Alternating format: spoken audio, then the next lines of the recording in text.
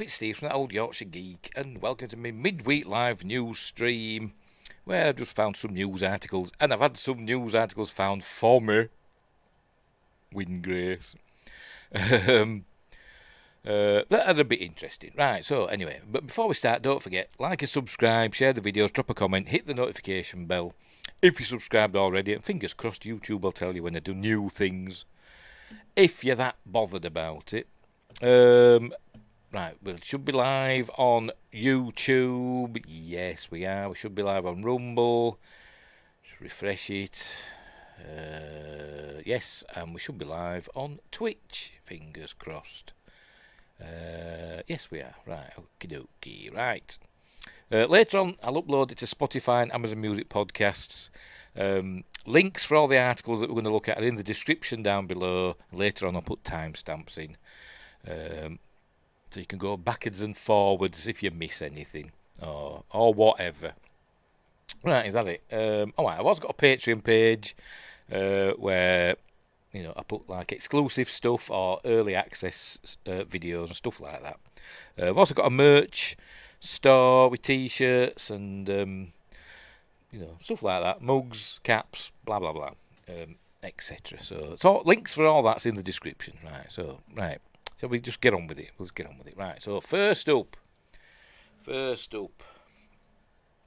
is... Oh, I haven't bloody shared the page. I just swore I did. Why isn't my screen shared? I did share the screen. Why has it unshared it? Oh, weird. Anyway, there we go. There we go. First up, Sigourney Weaver will return to the stars in The Mandalorian and Grogu. Lucasfilm's upcoming movie has tapped Sci-Fi royalty. Hey, Archmage Frey, that mysterious man from Twitch, says Bit TS. What does that mean? I have no idea. Bit TS. I don't know. That, again, over my head. By the way, if you hear any background noise, I've got my little air conditioning thing on, but that's not making a lot of noise. But I've got the dryer on, the tumble dryer on in the background. So there we go. I forgot to do the washing today, and I just remembered at like tea time. So I've got the dryer going. So if you hear a beep, it's my dryer stopping. Anyway, but t-shirts only fit corporeal beings with 2 trunk appendages. As in arms, yes. Or tentacles. Yes, they do. Well, I'm sure you can change your form. I thought you could take any form you wished. Anyway. Right, where were we? Sigourney Weaver. Right, off we go. The future of Star Wars TV has never been more uncertain, as Lucasfilm is from Inverse, by the way, Livy Scott. The future of Star Wars TV has never been more uncertain, as Lucasfilm seems content to concentrate its efforts on the big screen. Following a 5-year hiatus, so the last film we saw from them at the movies was The Rise of Palpatine, that comedy sci-fi. The Star Wars galaxy is returning to blockbuster affairs in earnest, with The Mandalorian and Grogu reportedly leading the charge. Still terrible title, isn't it?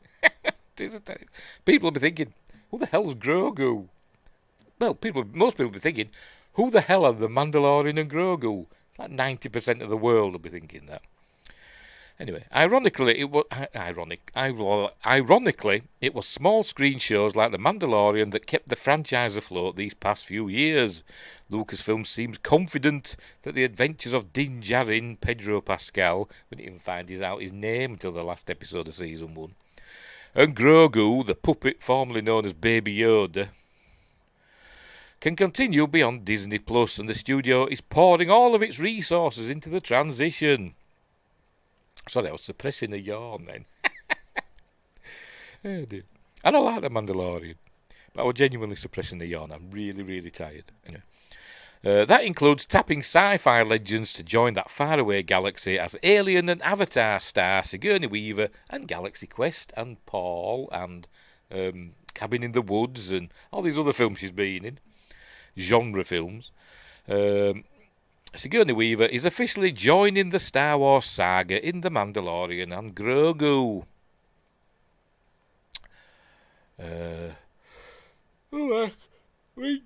Tapping It's a matter, isn't it? If only. Yes, that includes tapping sci-fi legends. Maybe it's a clue. Maybe it's going to be a Stargate crossover. Don't do it. No, it ain't. Well, where were we? Word of Weaver's potential casting first surfaced in May, courtesy of industry insider Jeff Snyder. Lucasfilm itself never officially confirmed the rumour, and even now, Weaver is the one revealing details. That's who she played in the second Avatar film. It's basically played her own daughter, sort of, I think. Something like that, wasn't it? The actress recently sat down with Deadline at the Venice Film Festival, where she discussed her decades-spanning career in film. With The Mandalorian and Grogu, God, I hope they changed that name, currently in production, Weaver could confirm the film is the next on her slate. I'm filming that before I go to London for The Tempest at the end of the year, Weaver said. Oh, is she doing Forbidden Planet? Because that was based on The Tempest, wasn't it? Weaver said, I got to meet Grogu for the first time the other day. The actress didn't say much beyond that, so the specifics of her role and the movie's plot remain a mystery.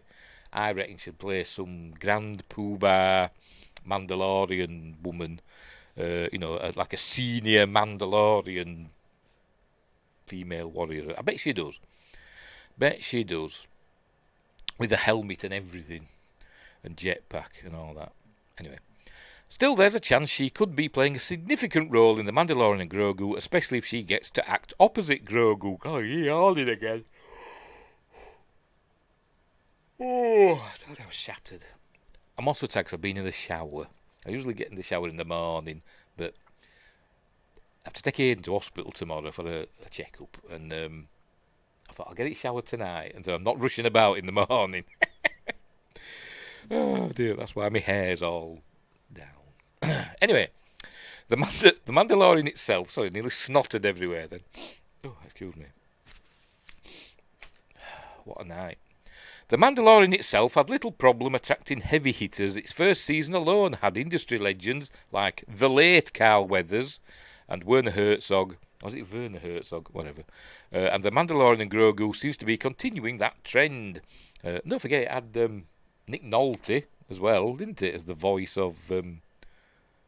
I forgot his name. That Ugnaught fella. Wasn't Nick Nolte, wasn't it? Yeah, it was. After starring in some of the biggest tentpoles in history, Weaver has long been regarded as sci-fi royalty. It'll be fun to see what she brings to the biggest sci-fi saga of all, with Jon Favreau and Dave Filoni helming The Mandalorian and Grogu. There's little doubt that Weaver will get ample opportunity to flex her skills. Star. Is that it? Well, cool. As I said, I think she'll probably be playing a Mandalorian, a top knob Mandalorian, somebody above Katie Sackhoff. Oh, I forgot her bloody name. So as I turn the camera on, names go. Above her, I bet. Or maybe a baddie one. I don't know. Because she occasionally likes playing bad guys, doesn't she? So it could be that. Anyway, just fall asleep on stream, it's okay. Nobody will notice. I'll just be snoring away and they'll think it's just his voice. Nobody will notice. So there we go. So Sigourney Weaver's going to be in Star Wars. So she's got to do Stargate and Star Trek, and then she's done the lot, hasn't she? Right, next up. Speaking of Star Wars. From NME, this is a review of Star Wars Outlaws, which has been out on like a beta, or beta, however you want to pronounce it. You can basically pay to test the game for them, for Ubisoft. But this is a review from NME. Mark Bones has given it a good review. I don't know. I've been seeing a lot of bad reviews for it, and it's buggy and everything. But we'll get to that. But I thought I'll start off with a good review. Simon Pegg needs to do Gate, and he'll have everything. Yes, he would, wouldn't he? Yes, he would. He's done Star Trek, although I don't really count it as Star Trek. It's whatever. Star Trek in name only, isn't it? And he did Star Wars, didn't he? Anyway, right. So, Where were we? Star Wars Outlaws review a criminally good intergalactic experience is giving it 5 stars. I presume that's out of 5. Don't know. Will you score big in a Sabak swindle or Sabak? Or face off with the dastardly Hutt family? No, if you want to pay extra. Well, if you want to go up against Jabba. But anyway. I checked. I want to see how much it was. I checked on the Sony, the PSN store. So if you want to download it, 70 quid. £70 sterling. Oh, bloody hell, I'm not paying that. I don't know how much it'll be on disc. Cause it'll be in the supermarket or whatever when I go shopping. And it'll be there. I imagine it'll be, I don't know, about 50 quid, won't it? I bet. Or 60. I bet it's 59.95 or something like that. But if you want to download it, it's 69. Whatever. Dude. Anyway, how do you know you're really skywalking? Oh, for Christ's sake. It might be the moment you drop out of a hyperspace jump into orbit around an ice planet, straight into the middle of a TIE fighter skirmish, John Williams style strings blazing behind all the pew-pew laser fire. Or maybe that were all one sentence. Or maybe the first time you sit down at a grimy cantina table. What do you say it like that? Cantina table with a bunch of sucker-faced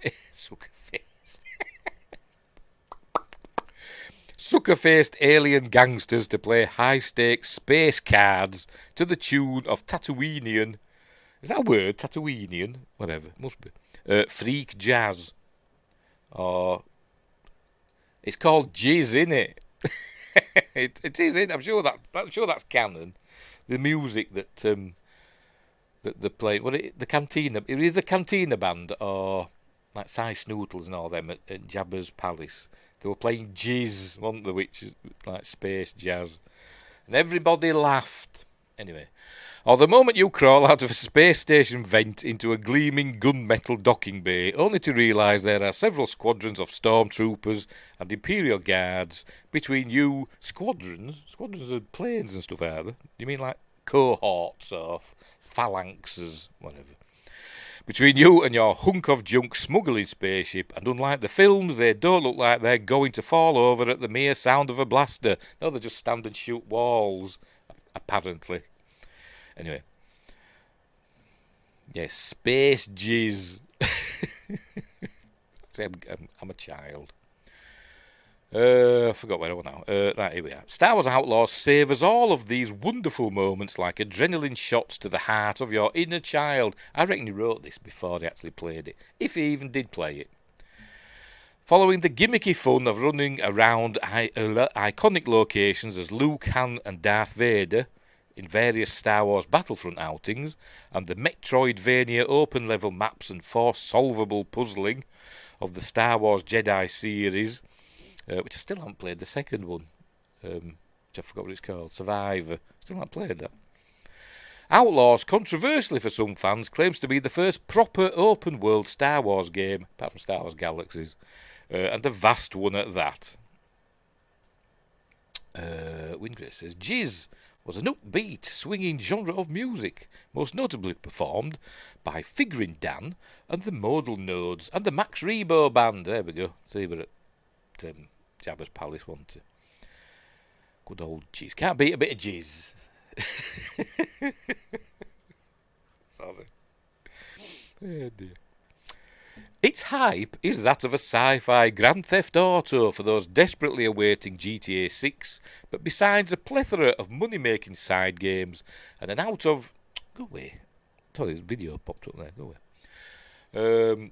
But besides a plethora of money-making side games and an outrunnable wanted system that brings the full force of the Empire down on your unsuspecting ass for such minor crimes as stopping off at a remote farmstead to choke out a few stormtroopers who are hassling the locals, it's rarely so specifically targeted. He likes long sentences, the chap that wrote this article.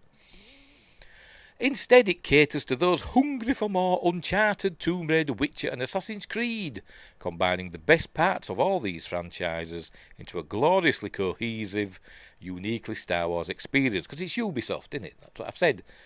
Ubisoft are usually good at these open-world games, such as the Assassin's Creed games and the Far Cry games. They're usually good at them. And they seem to have dropped the ball with this one. apparently. But I imagine... when is it out? I can't remember when it's out officially. I imagine there'll be a massive day one patch. Like a 50 gigabyte day one patch. I bet there is. Anyway. And there's a picture. Anyway, there we go. With a thingamabob and a doodah. There. Set between the events of A New Hope, i.e. Star Wars, and The Empire Strikes Back, and there are cameos we won't spoil here. Outlaws ventures behind and beneath rebellion to explore the underworld of warring crime syndicates, space pirates, smugglers and thieves. I don't know why, just Cher popped in my head there. Space pirates, smugglers and thieves. Dum-tiddle-dum-tiddle-dee-dee-dee-dee. That one. Gypsies. Thingy. Oh, I forgot what it is now. Gypsies. Thingies on thing. I forgot what it is now. Anyway. Rita Skeeter was a pretty big fan of Jizz, from what I've heard. Wasn't she in Harry Potter? Anyway. I hate these massive patches. I can't play Warzone anymore because the updates exceed my storage capacity. Unbelievable. Tramps, that's it. Tramps. Gypsies, tramps and thieves. Yeah. I love that song, by the way. I love that song. And I couldn't even remember it. That's how much I love it. Anywho, where were we? Explore the underworld of warring crime syndicates, space pirates, smugglers, gypsies, tramps and thieves. Lurking in the shadows of those early films, you play Kay Vess, a wet-eared young hustler. Well, she needs a towel then, doesn't she? From the decrepit casino city. Why is it decrepit? Everybody says decrepit, don't they? Why has it got a T on the end? Anyway. Casino city of Canto Bight on Cantonica. Isn't that a band? Anyway, itself the most exciting and immersive training level you might ever play, with its seamy gambling bars and streets that are convincingly foul and alive, full of skittering rodents, rusting droids, and mob enforcers strong-arming local businesses. Deep in debt and with a death mark on your head from robbing the vault of syndicate overlord Slero, probably mispronouncing all this by the way, you flee the planet in a beat-up smuggling ship called the Trailblazer to Toshara, there to fix up your ship and set off around the core planet's system to recruit a crew for the heist of some long ago, faraway century. What are they talking about? Don't know. How long is this going on for? Bloody hell, it's a long article, is it? Oh no, it's nearly done. It's not that long. At your side is your trusted pet Nix, a trained monkey possum sort of creature capable of being sent off at short range to distract or attack enemies, sabotage equipment, pickpocket Imperial guards, operate hard to reach levers and scout out dangers. Finally, a convincing workaround for the illogical gaming mechanic that humans can just sense the outline of enemies through walls and nobody talks about it, okay? It's just one of those things, isn't it? But usually you have like a droid or whatever that feeds you this information, don't you? But anyway. Wingrace says, a cantonica sounds like an instrument you make from an empty Pringles can. Yes, it does.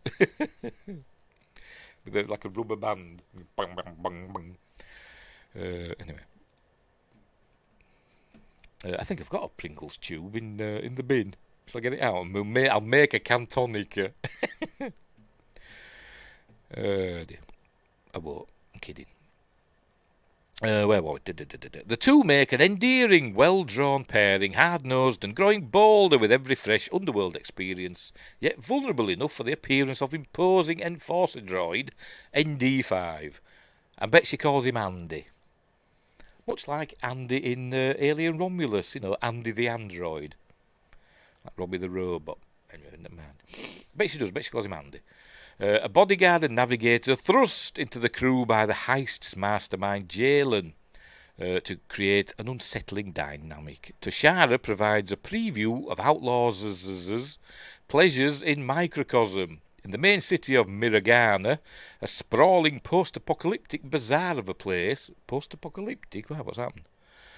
You can explore trading markets to upgrade your blaster, ship, character and motocross-like speeder, or gamble your hard-stolen credits on virtual and often fixed, if you can find the clues, horse races. Horse races? They have horses. They have horse-like creatures, like the ones that they rode on top of the Star Destroyers in Rise of Palpatine. I can't really knock that, because in a story I started writing, a book I started writing and never finished, I had people, well, in one scene, somebody riding a horse in a spaceship, as it was, well, not a spaceship, but a, it was a spaceship, like a dropship sort of thing, riding a horse through the corridors of this dropship. Anyway, I can't really say about that. Retro arcade games. It sounded cool in my head. Retro arcade games and the tricksy sci-fi card game of Sabak. A minute to learn, a lifetime to master. There's the trailer. I'm not going to watch that. There are also Assassin's Creed-style infiltration missions into syndicate-held areas that favour stealth rather than taking on small armies, and their swarms of backup with a rudimentary blaster cum tickle stick.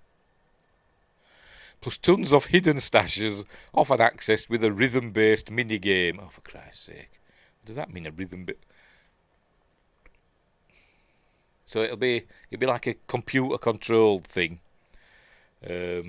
Like a screen or whatever, and it'll do X square, triangle, X, like that to a tune. I suppose you've got to press the right buttons at the right. I imagine. I don't know. I've not played it, so I'm not paying however much they've paid. Wingrace says, "No, I hate stealth. Are you a guns blazing kind of guy? You don't." Just don't say I hate escort missions. Underwater, I hate swimming as well. I hate escort missions. I hate having to look after other people in games. It's hard enough looking after yourself. It is for me anyway. Because the people that you have to look after in games are usually idiots. They're just going like running about aimlessly, when it all kicks off. Anyway. Right, I forgot what I want now. Rhythm-based minigame. Criminal contracts and side missions to pick up in the dark corners. Your reputation with a range of syndicates, Crimson Dawn, the Pike Syndicate, the Hook Cartel, fluctuates depending on your actions towards them. So it quickly becomes essential to play them off against each other. Off of, probably an American. Against each other by withholding information or taking particular jobs in order to make your path to an objective easier. And bribery here will get you everywhere if you've a nose for scammers and hustlers. I just read that, sorry. That Outlaws doesn't lead you by the snout to its side events adds to its naturalistic appeal. Forgotten how to read. You're more likely to overhear hints to interesting locations and schemes, while leaning on a bar rather than get called over by a suspiciously loitering ne'er-do-well with an Imperial vault needing raiding. That's usually what happens in these open world games. Either there's people stood about and you go up and talk to them and they might say such and such a thing has got something worth stealing over there, and then it might trigger a side mission, or you might find a note somewhere that'll trigger a side mission. So I imagine it's stuff like that, innit? I imagine. And that these missions are rarely mere fetch quests, but evolve step by step into ongoing storylines, draws you into an open world landscape outside the city, which gradually expands the deeper you follow the mission trail. And she's shooting at a probe droid. Pardon me. Out on this ruined savannah, buzzing around on a speeder with a satisfying haptic drag. So he's probably played the PS5 version, I imagine. I've never noticed on the PS5, like the haptic controls. I've never really noticed it. But anyway, like an anti-gravity Days Gone. You can bypass raider and pirate battles or wade in for the booty, explore the crumbling wrecks of starships by uncharted parkour, and discover outpost towns and gas stations replete with buried secrets and helpful NPCs. Upgrades are the usual matter of collecting materials and cash, but skills aren't innate abilities just waiting for the for the experience to unlock. They're learned from experts you hunt down on your way. More fleshed out believability for an unreal universe, although Ubisoft occasionally take such naturalism too far. More than once, creeping through an Imperial Star Cruiser, players will pick up a fully charged AT-AT killer of a rifle, only to drop it before firing a shot because both hands are needed to climb a ladder. Oh, right, that sounds a bit crap, doesn't it? Once a Trailblazer has its hyperspace doodidly fixed, the universe, to some degree, becomes your oyster. That's me. My dryer's just stopped. To the verdant world of Akiva, named after Akiva Golden, perchance, Star Trek guy. For a spot of Far Cry jungle exploration, to the ancient city of Kijimi, redolent of Lara Croft's chillier exploits, or to good old Tatooine, where Jabba's palace lies like a fortress, and things get very Red Dead Redemption very quickly in the DLC, apparently. Outlaws isn't as vast as it would like you to think. Space exploration is kept strictly to the limited orbits around each planet, but a 30-hour main campaign and copious side quests will push it well into the realms, size-wise, of a decent Assassin's Creed, and with much more immersion built in. We're skywalking now, baby. Star Wars Outlaws is released on Xbox on August 30th. Is that 29th tomorrow, isn't it? So, what day is it tomorrow? Friday it's out. For Xbox Series X and S, PS5 and PC. Alright, they reviewed it on the PS5. Verdict. Outlaws feels like a proper Star Wars game, blah, blah, blah, blah, blah. Pros, celebration, blah, exploration. Cons, reality, sometimes taken too far. Basic upgrade system. The world isn't as vast as it could be, but they liked. And they still give it 5 stars, presumably out of 5. But there we go. But I think, the shills will be all for it, won't they? But anyway, he probably got Mad Metallus as a planet before him. Yeah, it did. Because yes, Metallus Prime or something, which was mentioned. Was it mentioned in Enterprise? Was it Enterprise or was it Voyager? Can't remember. Anywho, but it's not all fun and games and roses in the Star Wars Outlaws universe, because apparently it's a bit buggy. It's a bit buggy over in Enterprise. Right. So this article here is telling us, this one's from the Gaming Bible, Star Wars Outlaws players urged to immediately change one setting to fix the game. Upgrade your gameplay experience. By the way, there's also apparently a patch has been released for the game, but you've got to start a new game for it to work. Kate Harold reports, just as expected, Star Wars Outlaws discourse is already in full swing. In case you missed it, the game's reviews dropped yesterday, with the Ubisoft title garnering a respectable but discussion prompting 77. I presume that's on this website. Reviewers praised the level of detail in the game's open world, but criticised the limitations of the combat, adding that the game was far too riddled with bugs.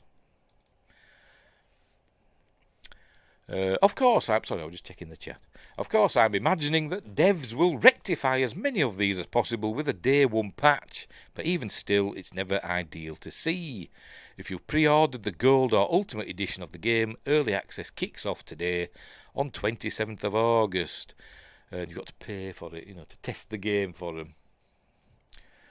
Everybody else will have to wait till August 30th of August, but that's only a few days away.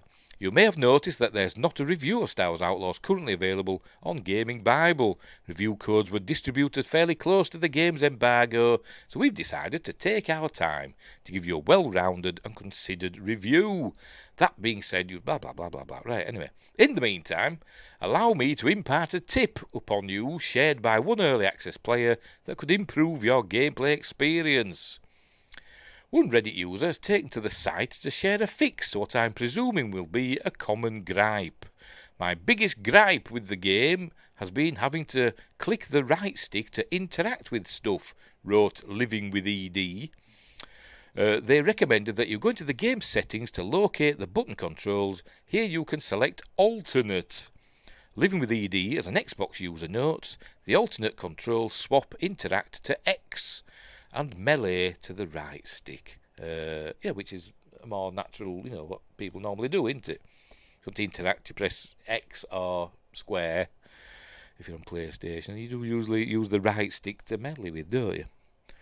Anyway. This is reportedly much easier. Of course, this hack should also work on other console controllers like the PlayStation 5 DualSense. This is a great tip. I quickly got used to the default settings, but it just never felt right. It's much more enjoyable now. Thank you, one player has replied already. My dryer's just started up again. It definitely sounds like a tip, well worth bearing in mind. There we go. So anyway, meanwhile there's some... that's something else. Shots of the game. So there we go. Use the alternate setting if you want to use, a more traditional controller configuration. Wow, pretty brave screen name. Living? I don't know. I don't know what the reference is. Living with ED. I don't know. Is that? I don't know what the reference is. I don't get it because I'm an idiot. But. Moving on, I think we're getting to that part place now. Yes, we are. John F. Trench reporting, so it could get spicy. All right. Oh, I see. Right, I didn't know that, you see. Because I'm innocent. ED means erectile dysfunction. Fair enough. See, I'm one of these people that... when all the DP jokes were going around, these women coming on telly and stuff saying, I love DP, because they were on about something else. I can't remember what it was. But obviously it means something cheeky. And I didn't know. I had to be told. You don't have constant drug ads on TV for this. We do get some, usually late at night. Anyway. That part place, John F. Trent. New ridiculously bad bug discovered in Ubisoft's upcoming Star Wars Outlaws. And there she is, the ugly Kay Vess. I said the actress that bodied whatever, did it, motion captured or whatever, and with the basis of her face looks nothing like that. She's got a lovely, elfin features, and they've given her a bloody square jaw and hatchet face and a bloody Lego hairdo. Anyway, a handful of players have discovered another ridiculously bad bug in Ubisoft's Star Wars Outlaws that sees the player character Kay Vess slide across the game's map after attempting a stealth assassination. Ex-user Okami13 shared... I don't know if that means something as well, I don't know. Okami13 shared a video of the bug, writing, Star Wars Outlaws needs a few patches to deal with the bugginess. Kinda hard to do stealth when stuff like this happens. I think we're going to see it here. Watch it in a minute. Hilariously, after Vess is dragged across the game, discovered by the NPCs, non-playable characters, she fires around half a dozen blaster bolts into one enemy that seemingly do no damage to it. However, seconds after that, or a second after that, Vess kicks a Rhodian and appears to kill it. Another alien is then killed with a single headshot. The alien that survived the half dozen blaster bolts is then shown stuck in an animated walk. Right, we'll have a look. Here we go.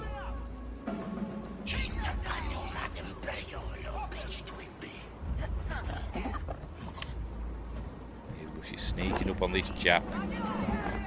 And then, hey, slide. Hey, where are you going? And they all can see her. They're shooting at her.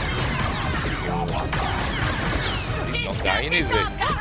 Poor Rhodian girl gets kicked in the face.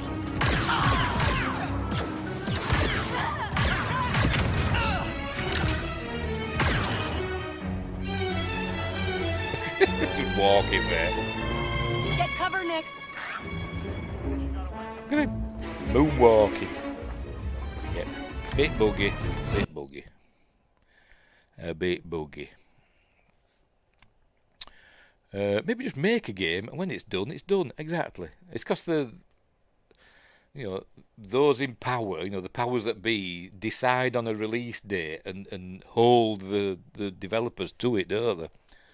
Because they do all the advertising and all that, and the events that the pre arranged, don't they? So if it's delayed or anything like that, it'll cost them loads of money, won't it? So that's why we end up with day one patches now. But in the olden days, when games just came on a disc or a cartridge, that were it. But I think it was the PlayStation 3 on it that started. PlayStation 3 and Xbox 360 that started with the patches and stuff, didn't it? When consoles started having hard drives. But in the olden days, before that, the game were on the disc and that were it. Bang, you put it in and it worked. Or it didn't work. But anyway, there was nothing you could do about it. Anywho, Akami13 _ was not the only one to such the big bug. What? See the bug? I don't know. PlayStation Size also shared a video where Vest performs a stealth attack and then immediately slides across the map. He wrote, you sure it's a he? This is canon event, lol. Same world event, same location. Anyway, only one time in my plus 30-hour playthrough. So he's saying, alright, let's watch it, see what happens. Go get him. Slide up. Yeah, very good. I'm guessing that it's like in Assassin's Creed, where if you're in cover, like hiding in tall grass or whatever, or round a corner, and you stealth attack somebody, they drag them out of the way, don't they? And I'm guessing it's that, but it's gone a bit too far, hasn't it? You're just like moonwalking across the map, dragging a body. Anyway. These game-breaking bugs come in the wake of Ubisoft's Q1 sales report call, where the company CEO, Yves, is it Guillemot or Guillemot? Because French Canadian, they're in Montreal, aren't they? French Canadian. I'm going to say Guillemot, because there's a bird, isn't there, a Guillemot? Anyway, and Chief Financial Officer Frédéric Deguay were asked if the game would be delayed after it received a negative feedback regarding its graphics and AI detection on 10-minute gameplay video upload. On a 10-minute gameplay video uploaded to IGN's YouTube channel. Come on, John F. Trent. Did you write this really quickly and you just wanted to get it out there? You didn't check it first. Someone should make a compilation of all these bugs set to some hot, smooth jizz. Hang on. Just bear with me. Where is it? Is this hot, smooth jizz? Where is it? Come here. Where are you? I forgot what it's called. It's that one, innit?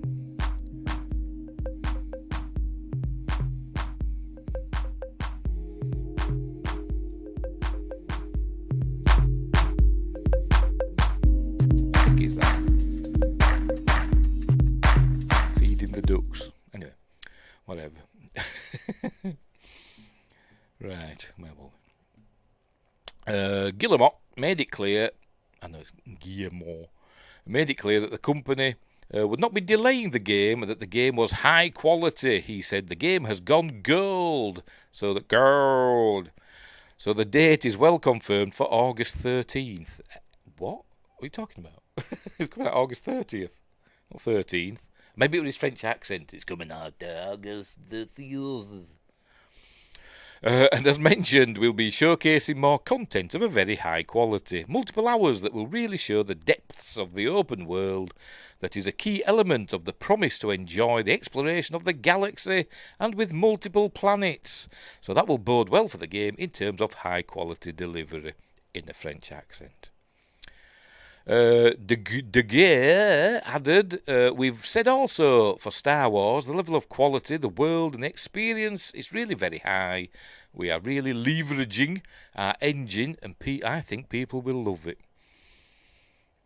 I reckon it'll be like a serviceable game, much like the Assassin's Creeds and the Far Cries and the other stuff that they do.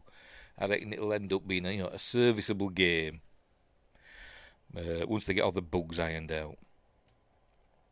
But I just don't like the main character design. But This is not the first time players have discovered disastrous bugs in the game. Ex-user Mandalorian shared a video at the end of July that shows at least one NPC turning its back on KVS and running in a circle. Oh, pardon me. Instead of just killing Vess. Oh, excuse me. Another runs into Vess instead of shooting her. When it does decide to shoot, it misses her, despite standing just 2 feet away. Like I said, I'm like that. But anyway, we have a video of that. As such, the blaster battles felt like they had meaningful stakes, and the stealth gameplay had a bit of weight to it because I knew that I'd be up against it. Yeah, they're just not doing anything, were they? Anyway. A clip shared by ex-user SW Garrison _ shows a squad of stormtroopers firing into the side of a building while Vess does a roll 90 degrees from the direction they are facing and allegedly attempting to shoot her. It appears the stormtroopers knocked Vess off her bike, or she jumped off her bike, and the stormtroopers are still firing at the location where they originally picked up on Vess rather than adapting to where she actually is in this game. That's what we were on about earlier. So we'll play this bit as well. Oh, it's a GIF. An animated GIF. So that's what they're doing. Oh! Pressed the wrong button. Anyway. Where is it? There it is. Just shooting at that wall. I think I'll have to get out of this now because it's full screen. Unbelievable. Come on, Elon. Sort your bloody things out. Where were we? Right.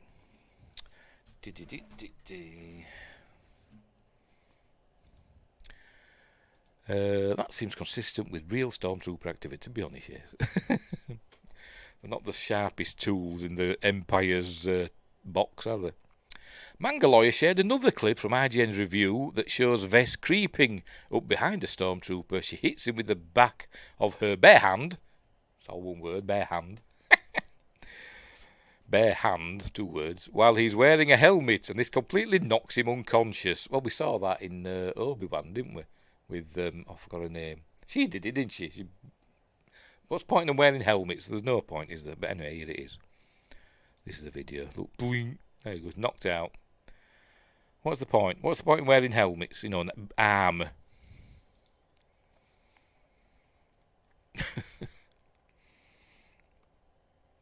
I suppose in like Far Cry or whatever, or Assassin's Creed, you'd like to stabbed him in the neck or something, wouldn't you? I suppose they don't want to see you doing that in Star Wars, do they? You know, blood squirting out. Although we did see Din Djarin melt a stormtrooper's head in episode 3 of season 1, didn't we? With his flame thing. Blah, stormtrooper's helmet melting round his head. That was a bit gruesome. Anywho, another clip shows KVS avoiding stormtroopers by hiding behind a single piece of cargo. 4 stormtroopers just run straight past her. After they all run past her, a 5th stormtrooper allows Vess to just walk up beside him. She then defeats him by punching him in the back, and then in the head. See the above video to see how ridiculous this is. Oh, well, that one. All right. Or is it this one? I don't know. On top of all this, stormtroopers just allow Vess's pet to just roam around instead of shooting it. That's why it'd be better with a droid, wouldn't it? But anyway. At the end of a clip, Vess fires her blaster at one stormtrooper and an Imperial officer just continues at his tasks, not noticing the loud blaster shot at all. And this is what I'm getting to. Filmed with somebody's phone. Obviously, I thought it was a YouTube short. So they aren't seeing it because there's no peripheral vision. It's fair enough. Next, Distract. it's showtime. What the? Hey, get that thing!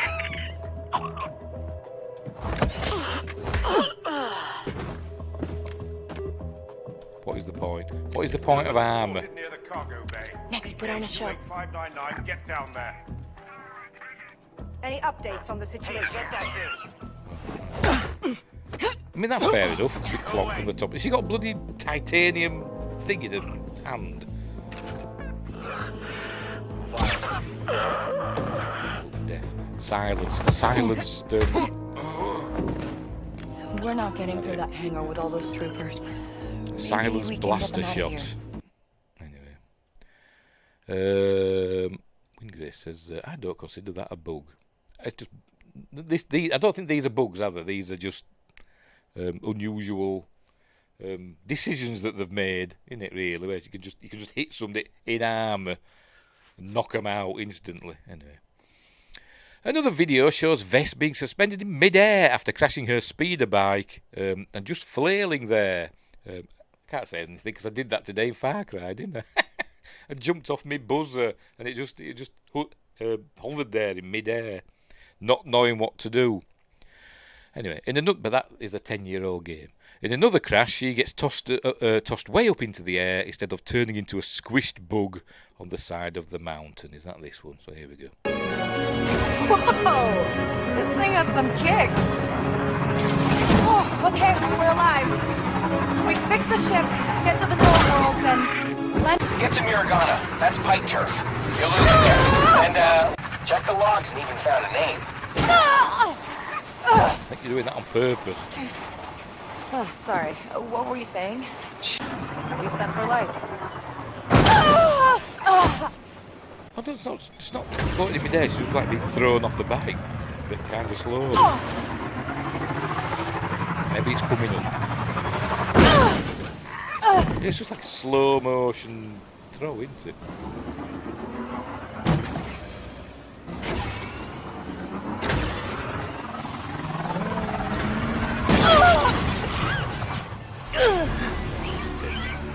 I didn't see any problem with that, to be completely honest. I didn't see any problem with that. Because, she hit something and she got thrown off the bike, didn't she? And she flailing her arms. But she wasn't hovering. She was just being thrown, but slowly. And they could have done it a bit faster, I suppose, but never mind. Mandalorian shared another clip at the beginning of this month that shows a stormtrooper failed to detect Vess until nearly standing on top of her. Emergency inertial dampeners. Yes, maybe so. Maybe she's got something in her clothing. Anyway, so this stormtrooper. Yes, dampeners, yes. No audio for this one. Yeah, obviously it hasn't. Oh, right. And suddenly sees it. No peripheral vision, you see. Can't see a thing in this helmet. Anyway, yeah. Like I said, it's not game-killing stuff, is it, to be honest? Some of the stuff that we saw earlier on were pretty bad, but so far, these last few, I suppose you could call them nitpicks, I suppose, maybe. But, as I said, we'll carry on. A former World of Warcraft team leader, Mark Kern, a.k.a. Grums, who has called for a 2-year boycott of all AAA games, including Star Wars Outlaws, pointed out that NPC characters are victims of Vess's stealth takedowns, of Vess's stealth takedowns, immediately drop their weapons. And there's a video of that. See, I missed that. Let's go back again. Hang on. Oh, yes, he did. He tapped him on the shoulder. He dropped his gun, didn't he? Anyway. What do you make of this bug that sees Vess slide across the map? That's the biggie. That's the one that needs fixing. Like she's Michael Jackson doing the moonwalk. That's one word. Bare hand. Bare hand is 2 words. Moonwalk's 1 word. So there we go. Yes, I imagine there'll be a big day 1 patch on Friday when the game comes out. I imagine. So I'm still not going to buy it, but I think I don't know. It looks quite good to me. I think I'll enjoy it once I get it. I just don't like her character design. She's ugly. They've taken a beautiful young woman and uglified her, like they always seem to do. And why has she got a little creature running around with her? Why can't she have a droid? Anyway. And why does Valiant Renegade spell his name wrong? It's 1 L, mate. For Christ's sake. Maybe there's a reason. I don't know. But anyway. Anywho, what's next? What's next? Are we still on this? Yes, we are. We're still on Star Wars Outlaws. I'd forgotten. She looks 80s-ified to me. Maybe so. Maybe it's deliberate because it's set between A New Hope and Empire, which came out in 1980, didn't it? So maybe she's late 70s-ified. Anyway. It's from Video Gamer. Don't think there's any author thingy. Oh, yeah, Lewis White. Star Wars Outlaws game-breaking bugs force players to delete their saves, which I mentioned earlier. Early access players of Ubisoft's Star Wars Outlaws are forced to delete their save files due to the discovery of game-breaking bugs.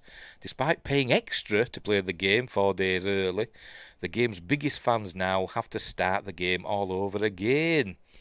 Following the arrival, and I've seen a lot of live streams today on YouTube of people playing it. So there's obviously a lot of people have bought, particularly YouTubers, who've probably got enough, are earning enough from their YouTube channels that they can afford to buy the game. But it's in a lot of live streams, Star Wars Theory and what else have I seen? X-Ray Girl, I saw her playing it, and there was another one as well, but I forgot who it was. Anyway. I'll start again. Early access players of Ubisoft Star Wars Outlaws are forced to delete their save files due to the discovery of game-breaking bugs, despite paying extra to play the game 4 days early. Number 3. The game's biggest fans now have to start the game all over again. Following the arrival of Star Wars Outlaws 1.000.002, players are being advised to start the open world game from the start again. Players who continue playing the game on a launch day save file will encounter more issues than usual, including game-breaking bugs. An email sent to players by Ubisoft heavily advises the start of a brand new save file instead of trying to force through the game on a launch day save. To best experience the Outer Rim, quote by the way, we rolled out a maintenance to make sure everyone is playing the latest version of the game, the email reads. As one of the players affected who had access to an older version of the game, we are aware you might be encountering some issues after this recent patch. Once you've confirmed you have the latest version, please start a new save file to fully enjoy Star Wars Outlaws as our team intended. That'd be a bit annoying, wouldn't it? If you were that fella in the previous thing that had said he'd done 30 hours of the game, I'd be a bit miffed. My son he loves starting games from scratch. He'll play like the Fallout games and stuff like that, and he'll start regularly. Gets way into them, and regularly just starts again from scratch. He loves it. Anyway. Once you've confirmed, I've just said that. The email continues. If you continue on the prior save, you will unfortunately face issues and progression blockers. Don't know what does that mean. Don't know, but bugs, I suppose. 30 hours into a game that only came out 32 hours ago. That's what he said, didn't he? That's what he said. I said he must have. I don't know. Maybe he got it a bit earlier. I don't know, but. Anyway, never mind. Must have been lying. At the time of writing, that's what he said, didn't he? He did say 30 plus. It was the only time he'd seen a bug in plus 30 hours of playing it. That's what he said, didn't he? Anyway. At the time of writing, only PlayStation 5 players are required to start brand new save files. However, as patches continue to roll out across other platforms, Xbox and PC early access players may also have to start the game all over again. With players paying extra to play Star Wars Outlaws a few days early, does it say how much? I don't know how much they have to pay. These save file issues are horrid.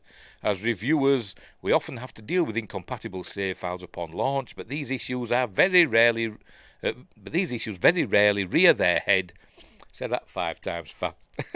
I can't say it once. But these issues very rarely rear their head for consumers. With this issue now affecting players, it shows that the additional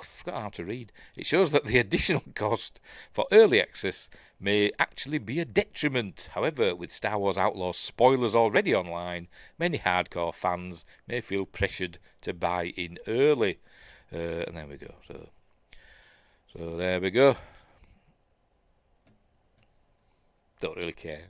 So it's basically like a demo, essentially, isn't it? That they've had to pay for.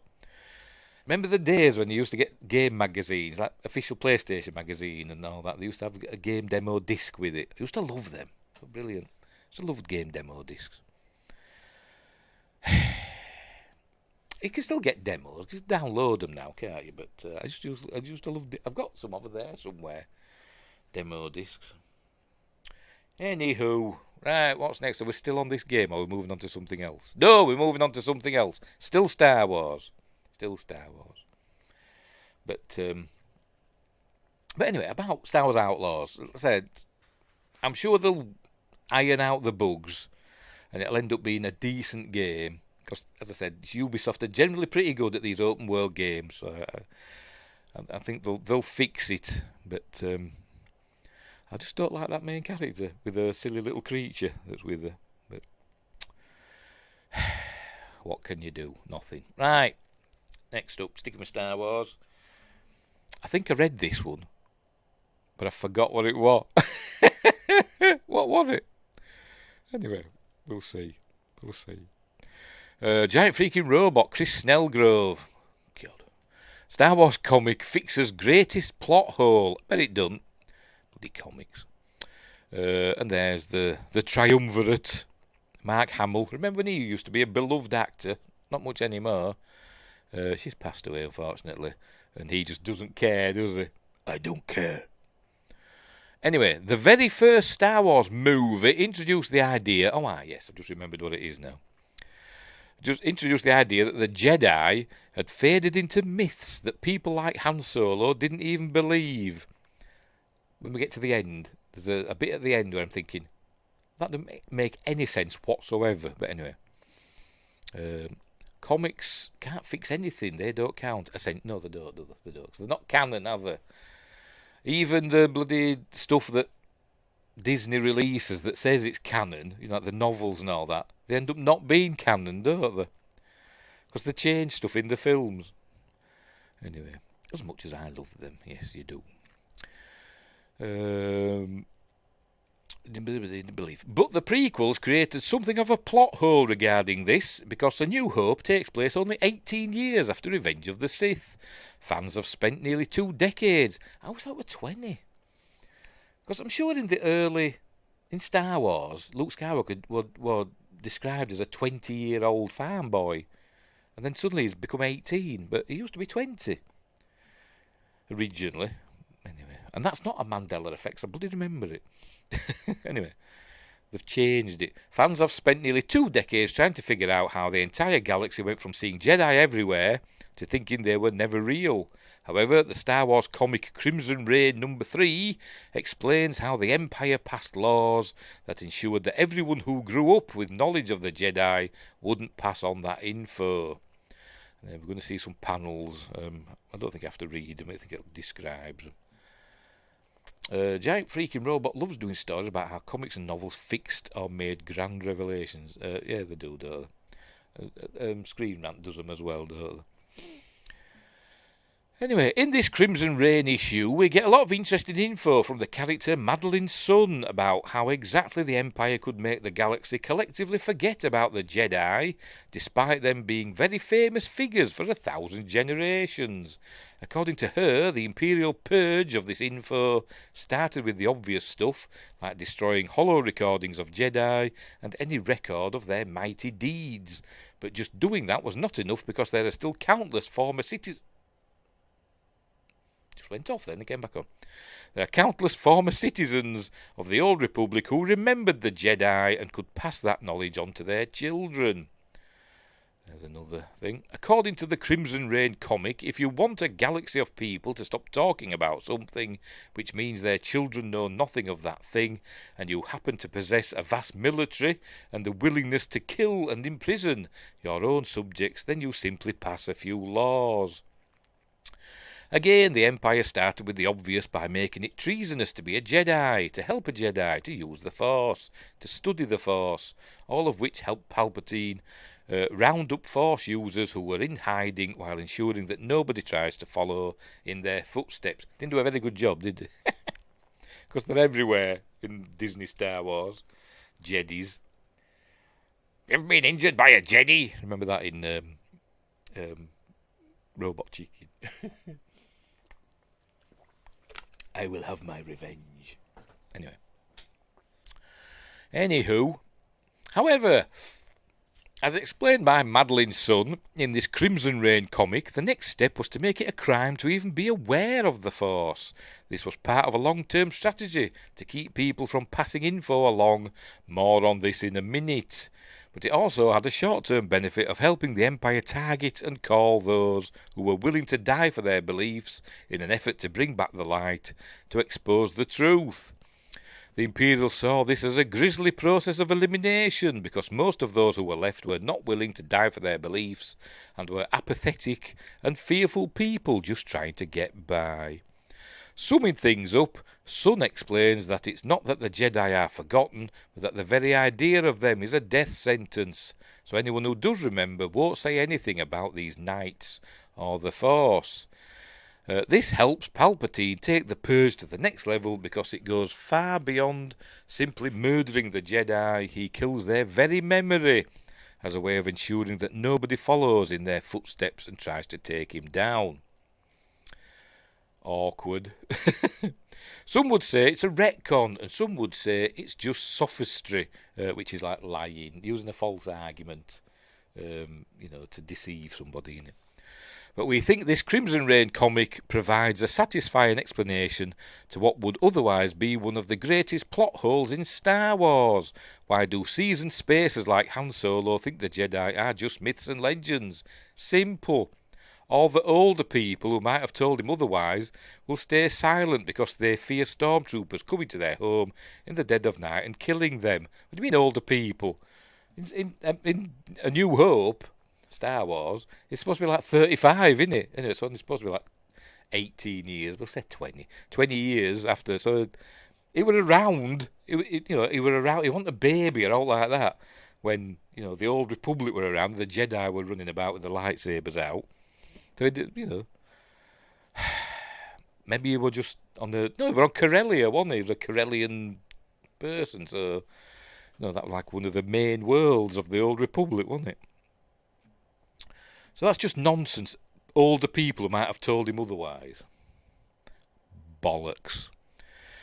Incidentally, Crimson Reign is really worth a read. In fact, any Star Wars fan disappointed by recent shows like The Acolyte, which is like, most of them, should take the time. By the way, what do they call it now? What do they call it now? The petition, that's what I'm looking for. The petition to get The Acolyte Season 2 going is over 50,000 signatures strong now. So good for them. I hope it works. Despite by recent shows like The Acolyte, should take the time to explore the growing library of killer comics set in a galaxy far, far away. Drinking game. Water. As this issue proves, these go beyond being great stories in their own right and may change blah, blah, blah, blah, blah. Is that it? Yes, that's it. So I think that's nonsense myself. I do. I think it's a bit of a silly thing. Well, not the explanation, that basically the Empire made it illegal to talk about the Force or the Jedi, and if you did, you went to prison or were killed or whatever. It's just that saying that Han Solo wasn't told about the Jedi by the older people, and he were old enough to remember them, wasn't he? But maybe he'd never seen one. Anyway. I'm trying to think now, is Solo a Star Wars story? Did you see any Jedi in that? Can't remember. The more things have petitions thrown at them, the less effective they'll be. I don't think they pay much attention to them. Although it is said in it that the Strange New Worlds petition, for Pike to have his own series, they said that word, didn't they? That's what I've heard, anyway. But, anyway. Maybe it's because everybody's doing it now. Maybe. Anyway. I don't care either way if we have an Acolyte Season 2 or not. That's the Season 1 was pretty rubbish, so... Anyway. Right, so that's that. So that was a nothing burger, wasn't it? Anyway, next up. What's next up? Oh, aye. Thank Windgrace for this, because he told me about this. Here we go. This from MovieWeb, Anthony Lund. Fantastic Four set image reveals unexpected appearance of MCU's The Thing. When you said The Thing, I immediately thought of John Carpenter's The Thing. And then I thought, oh, hang on, no, Fantastic Four. But anyway. A set image by Anthony Lund, did I say that? A set image from Marvel's Fantastic Four First Steps has recently appeared online, delivering the first look of what appears to be a comic-accurate and practical costume for The Thing, and there he is. I'm not exactly blown away. Maybe it'll look better. I imagine there'll probably be CG enhanced, won't it? So there'll be bits moving, I imagine. But yes, it does look like the comic. It looks a lot like, you know, the Roger Corman version, which were also like comic accurate, I suppose, wasn't it? But anyway. While this seems to be the appearance that Eben Moss Backrack, all the world needs now is love, sweet love. Sorry, not Burt Bacharach. Who plays Ben Grimm, a.k.a. The Thing, will have on set. Fans may have to wait a little longer to see the full effect of the character, which the actor previously revealed employs CGI and motion capture, unlike Michael Chiklis' version of the 2005 Fantastic Four movie. He told Jimmy Kimmel Live, I don't think it's the suit. Michael Chiklis wore a suit. Apparently the suit was really uncomfortable. Where past that, I think it's a little cosplay and amateur now. With the technology, it's mostly performance capture. Oh, that's it. This is a developing story. But anyway, there we go. There's the image. It's probably, I bet it's more for like reference and stuff like that, isn't it? Than anything. People slammed the Story films, but I thought Michael Chiklis was perfect. I really like the Tim Story Fantastic Four films. For some reason, the first one's hard to come by now. Is it on Disney Plus? Because it was a 20th Century Fox one, wasn't it? But Silver Surfer's everywhere. You know, was it Rise of the Silver Surfer? But for some reason, the first one, at least over here anyway, in the UK, seems hard to find. Anyway. Is it? That's something I have on DVD. Yes, I've got it on DVD somewhere. Somewhere. By the way, I've got all the MCU films now. I didn't get like the Phase 4 films or the early Phase 5 ones, but I went on Amazon and I saw them like dirt cheap on Blu-ray. So I bought a load of them. So I've got all the MCU films now. I'm pointing at my shelf over there. So they're all in a row. Up to the Marvels. Some of them I've not watched. Some of them I've not watched. But anyway. So there we go. So that's the thing. So Ben Grimm, looking Ben Grimmish. Not sure about the uniform. That's fine, I suppose. It's comic accurate again, isn't it? Blue and white. Not that I'm into the comics, but anyway. I'm going to check, by the way, before we go anywhere, I'm going to check on Disney Plus and see if Fantastic Four's on there. Disney Plus, where are you? That's the one. I hope I don't have to sign in. No, I don't have to sign in. Right, search.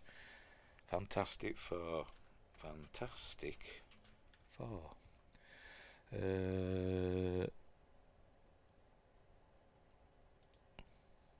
Oh, it is there. Oh, right, good. Right. But I'm sure it wasn't for a while, but now it is. All right, fair enough. No, I'm going to put that in my watch list. I might watch that. Because I like I'm going to put the other one in as well. Oh, it's already there. See, Silver Surfer one, Rise of the Silver, is already in my watch list, which kind of proves that it was there and the first one wasn't. I am vindicated. But I'm not putting Fantastic. Not putting that in. Is there a cartoon as well? Oh, well, there is. Yes, there's a cartoon as well. Fantastic Four cartoon. Yes, it's there. There it is. So I'll put that in as well. Might watch that. I might have a Fantastic Four binge.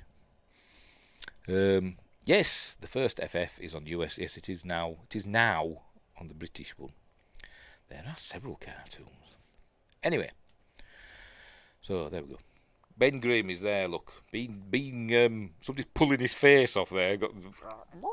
Pulling his chin out. Or maybe they're putting it on, I don't know. But or maybe it's just hot and they're just giving... Whoever's under there, do you reckon it'll be the actual actor or it'll be a stunt person? Don't know. A bit of air, maybe. Anyway, right, we'll move on. I'll be here all bloody night. Well, it'll been over an hour. I nearly pressed bloody X then. An idiot. Right, I think we're moving on to Star Trek now. Yes, we are. Moving on to Star Trek now. Windgrace rejoices. New Star Trek series starts filming with behind-the-scenes photos featuring new and returning cast members. But that's not it, obviously. That's from Star Trek 2009, isn't it? When Kirk's essentially on trial, isn't it, for cheating with the Kobayashi Maru. Anyway.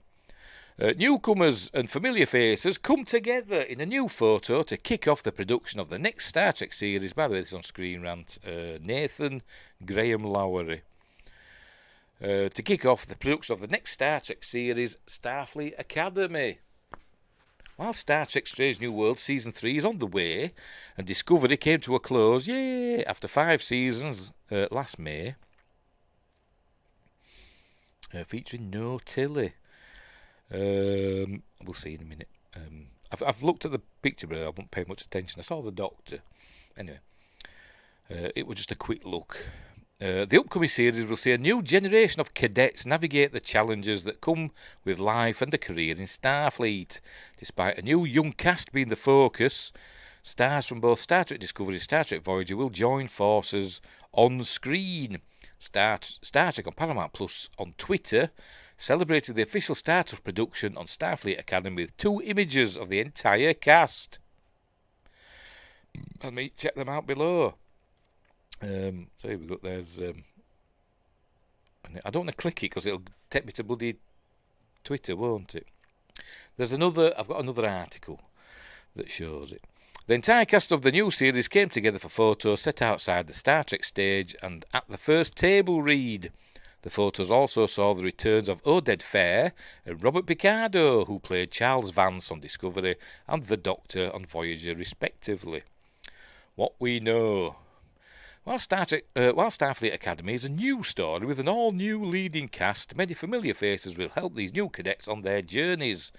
Carice Brooks, Karim Dayan, George Hawkins, Bella Shepherd, Zoe Steiner and Gina Yashir are among the newcomers to the franchise. Meanwhile, Fair and Picardo will be joined by fellow Star Trek veterans Tig Notaro and Mary Wiseman, but she's not in the photos apparently, reprising their roles of Jet Reno and Sylvia Tilly.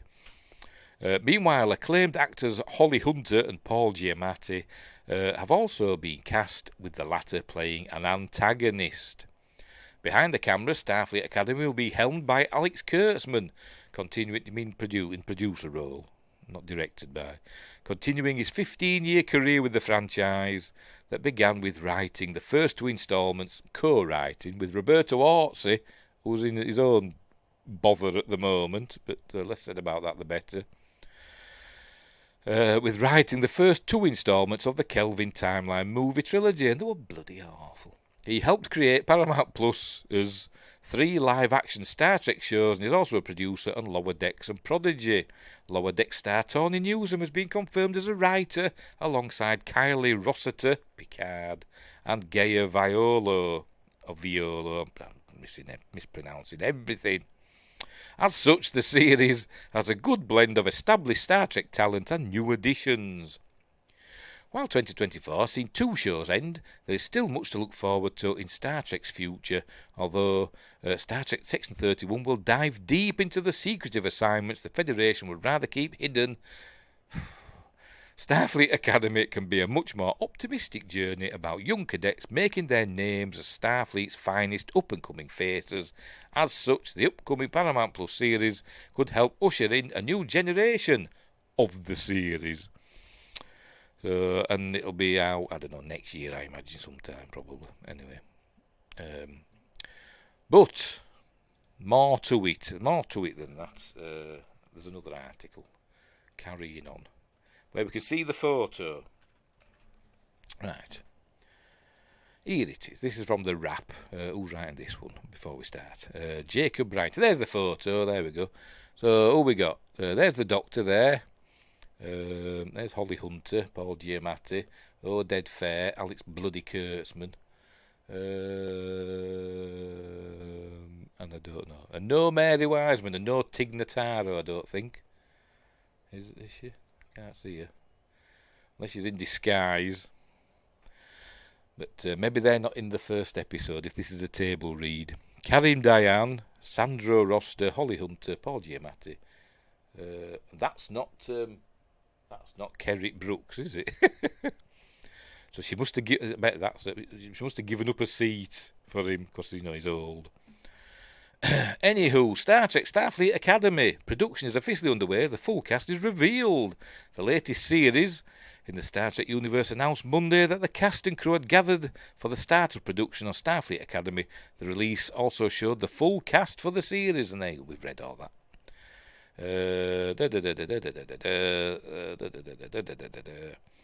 So, logline. It shows official logline. Star Trek Starfleet Academy introduces viewers to a young group of cadets who come together to pursue a common dream of hope and optimism under the watchful and demanding eyes of their instructors, who were from 1,000 years in the past. Well, Tig Notaro and Tilly, they're from 1,000 years in the past. It'd be like being instructed by bloody Cleopatra or Eric the Red. Anyway, under the watchful and demanding eyes of their instructors, they discover what it takes to become Starfleet officers as they navigate blossoming friendships, explosive rivalries, first loves. It's going to be like that bit from SG-1, Stargate SG-1, in it, episode 200. It showed all the young SG-1. Yo, dog, that chick was totally a go-a-wold. It's going to be just like that, isn't it? I'd take a class from Cleopatra. Apparently she wasn't as fit as they make out, but she wasn't like she was no Elizabeth Taylor, was she? Apparently, but anyway, blossoming friendship, first loves, and a new enemy that threatens both the Academy and the Federation itself. And there we go. So, section was it? Lower Decks is coming later this year. Its final season, October 2024. Strange New Worlds will be sometime next year, won't it? Section 31 also next year. That's it, isn't it? So there we go. But I just wanted to show the picture. The picture with them. I don't have no idea who the others are. But anyway, so there we go. There they are. All smiling and happy, and he's a baddie. He's got a shaved head now. Look, I must have inspired Paul Giamatti from yesterday. Anywho, right, what's next? What's next? What is this one? Oh, this one. Speaking of Prodigy, sticking with Star Trek and giant freaking robots, Chris Snellgrove again. Star Trek fans try to save Prodigy by heading into the sky. Taking to the sky to battle an invisible enemy in the name of a righteous cause. Why, that's the kind of tale that great Star Trek episodes are made of. Recently, however, that didn't describe an episode of the long-running Sci-Fi franchise so much as its fandom. Some dedicated fans recently hired a plane to fly over the Netflix offices in Los Angeles, and that plane's banner had a very simple message: renew Star Trek Prodigy. And then Kate Mulgrew did a tweet, an X post, whatever. Oh God, my eyes went all funny then. I couldn't see what he's saying. Do you think he will be Klingon? Paul Giamatti? I don't know. He's supposed to be a parent of one of the... It's connected, isn't it, somehow to the Academy, like a parent of one of the cadets or something like that. I'm sure I've read that somewhere. Sure I have. Anyway, I don't know. Or maybe there's a Klingon cadet. You never know. There might be. We'll see, won't we? Anyway, Kate Mulgrew says, this is absolutely marvellous. Excuse me. No other fan base in the world, she shouts, can compare to Star Trek fans. Thank you to Michelle and all who donated. Proud to be continuing the Star Trek Prodigy journey on Netflix. Now hoping to set course for season 3. Hashtag. This is it. Michelle, Meg's mama, showing a video. So here we go again. Netflix, we're on our way. So let's play it. Oh, for Pete's sake. We didn't do that with the others, did it?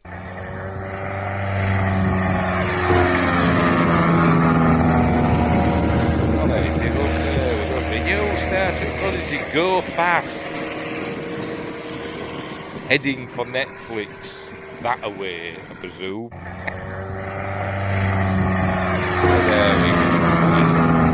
Alright, shut up. So I'm going to have to get out of it now, aren't I? Cool.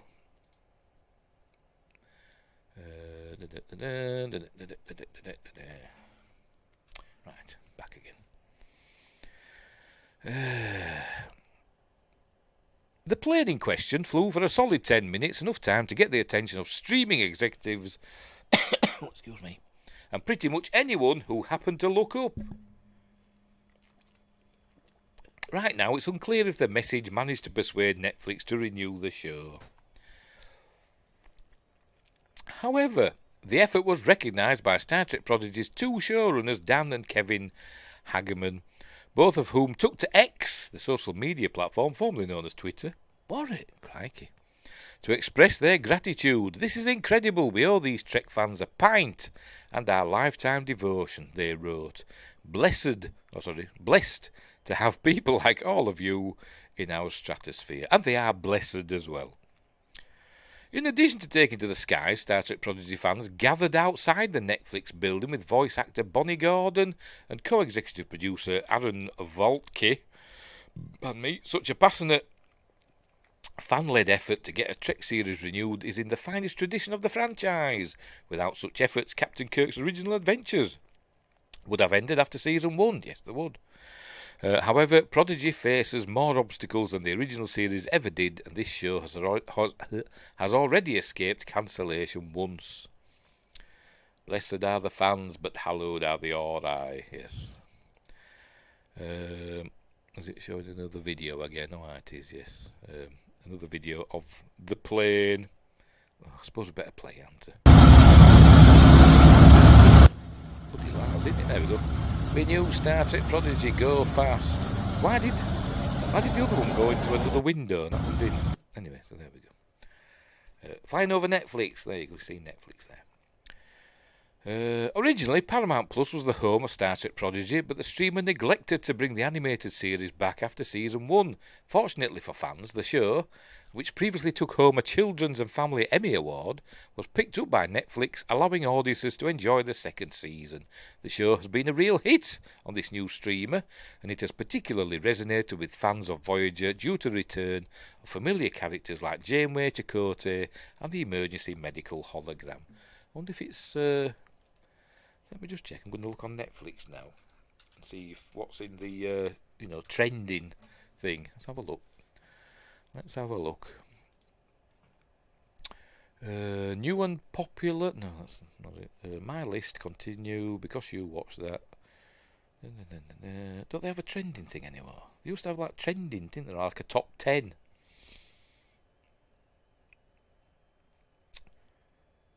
Top 10 films in the UK today. It won't be in there, will it? Not in films.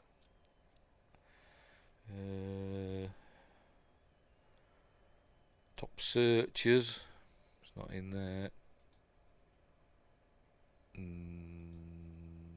Nope.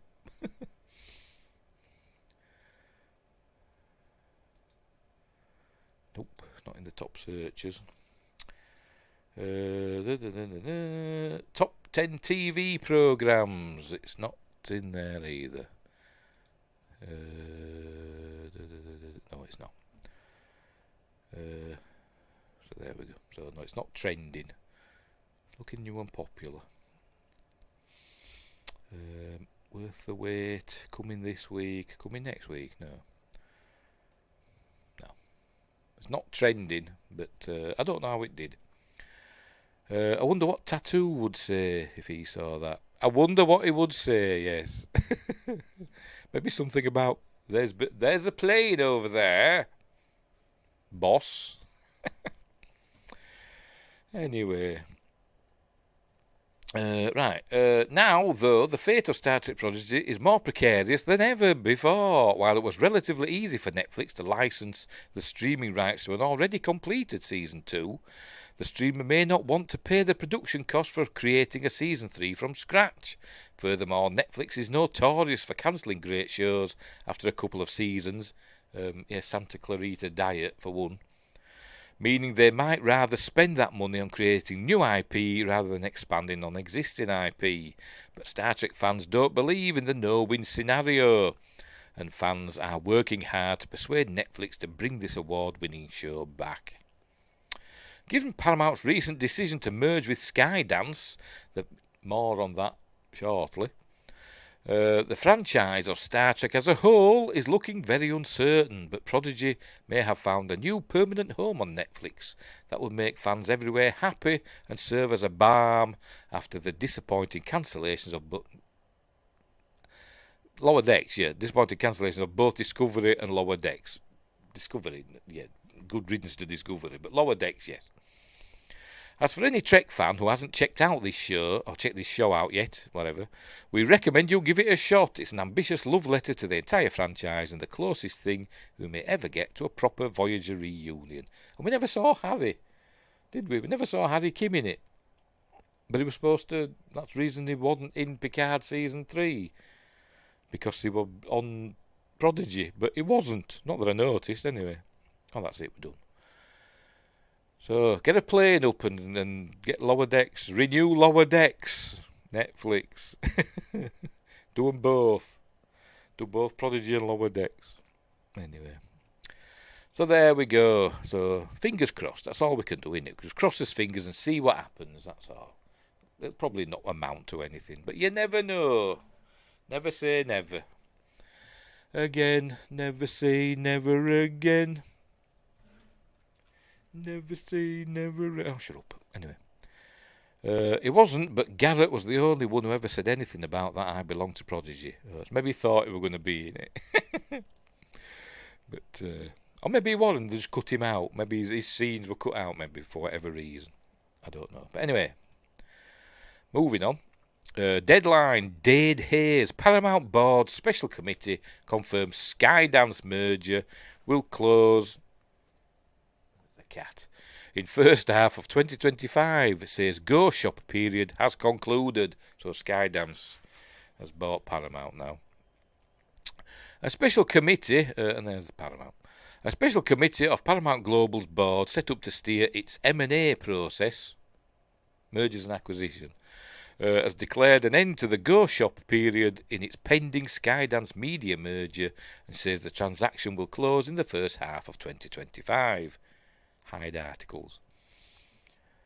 I thought Sidetrack just posted a video saying it fell apart again. I didn't watch it yet. Oh, don't know. This is from today, I think. Yesterday.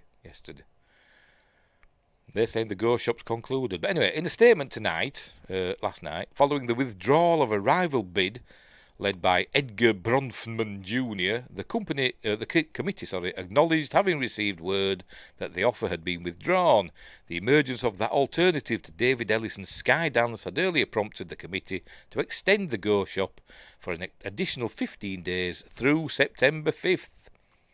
On behalf of the special committee, we thank Mr. Bronfman and his investor group for their interest and efforts, said Charles E. Phillips Jr., chair of the special committee, having thoroughly explored actionable opportunities for Paramount over nearly 8 months. Our special committee continues to believe that the transaction we have agreed with Skydance delivers immediate value and the potential for continued participation in value creation in a rapidly evolving industry landscape, he added.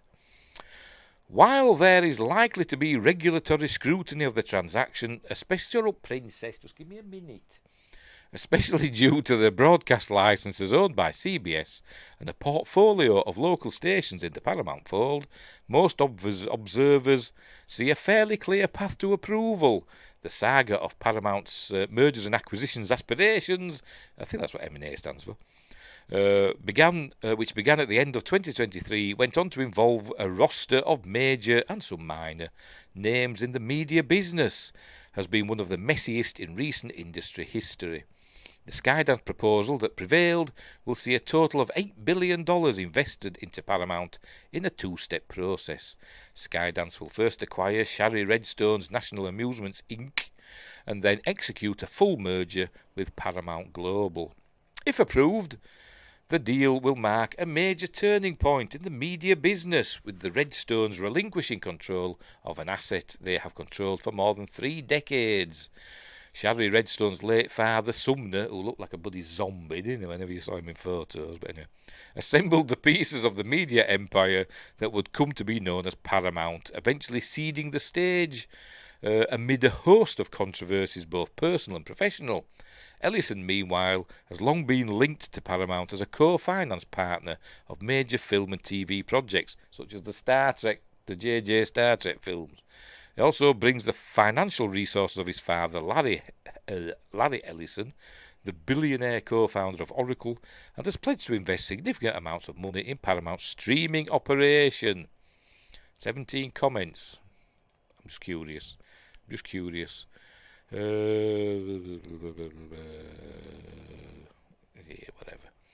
whatever. So there we go. It looks like it's a done deal. I don't know what Sci-Trek says. So you've got me curious now, Wingrace. I'm going to go and check on YouTube and see what Sci-Trek's up to. So, subscriptions. Sci-Trek, where are you?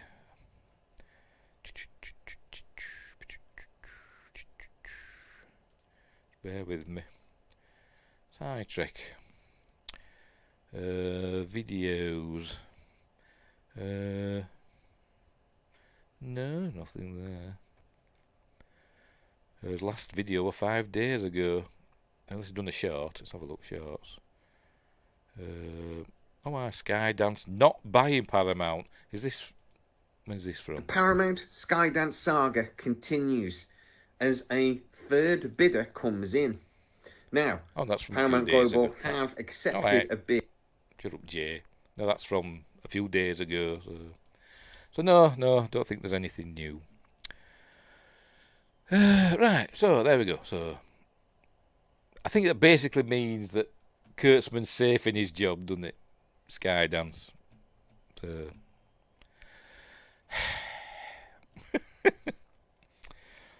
whatever. Right. I'm going to have to just... Where is she? I'm going to have to go see to the cat. Just bear with me. I'll be back momentarily. Ooh. Crikey. Where are you?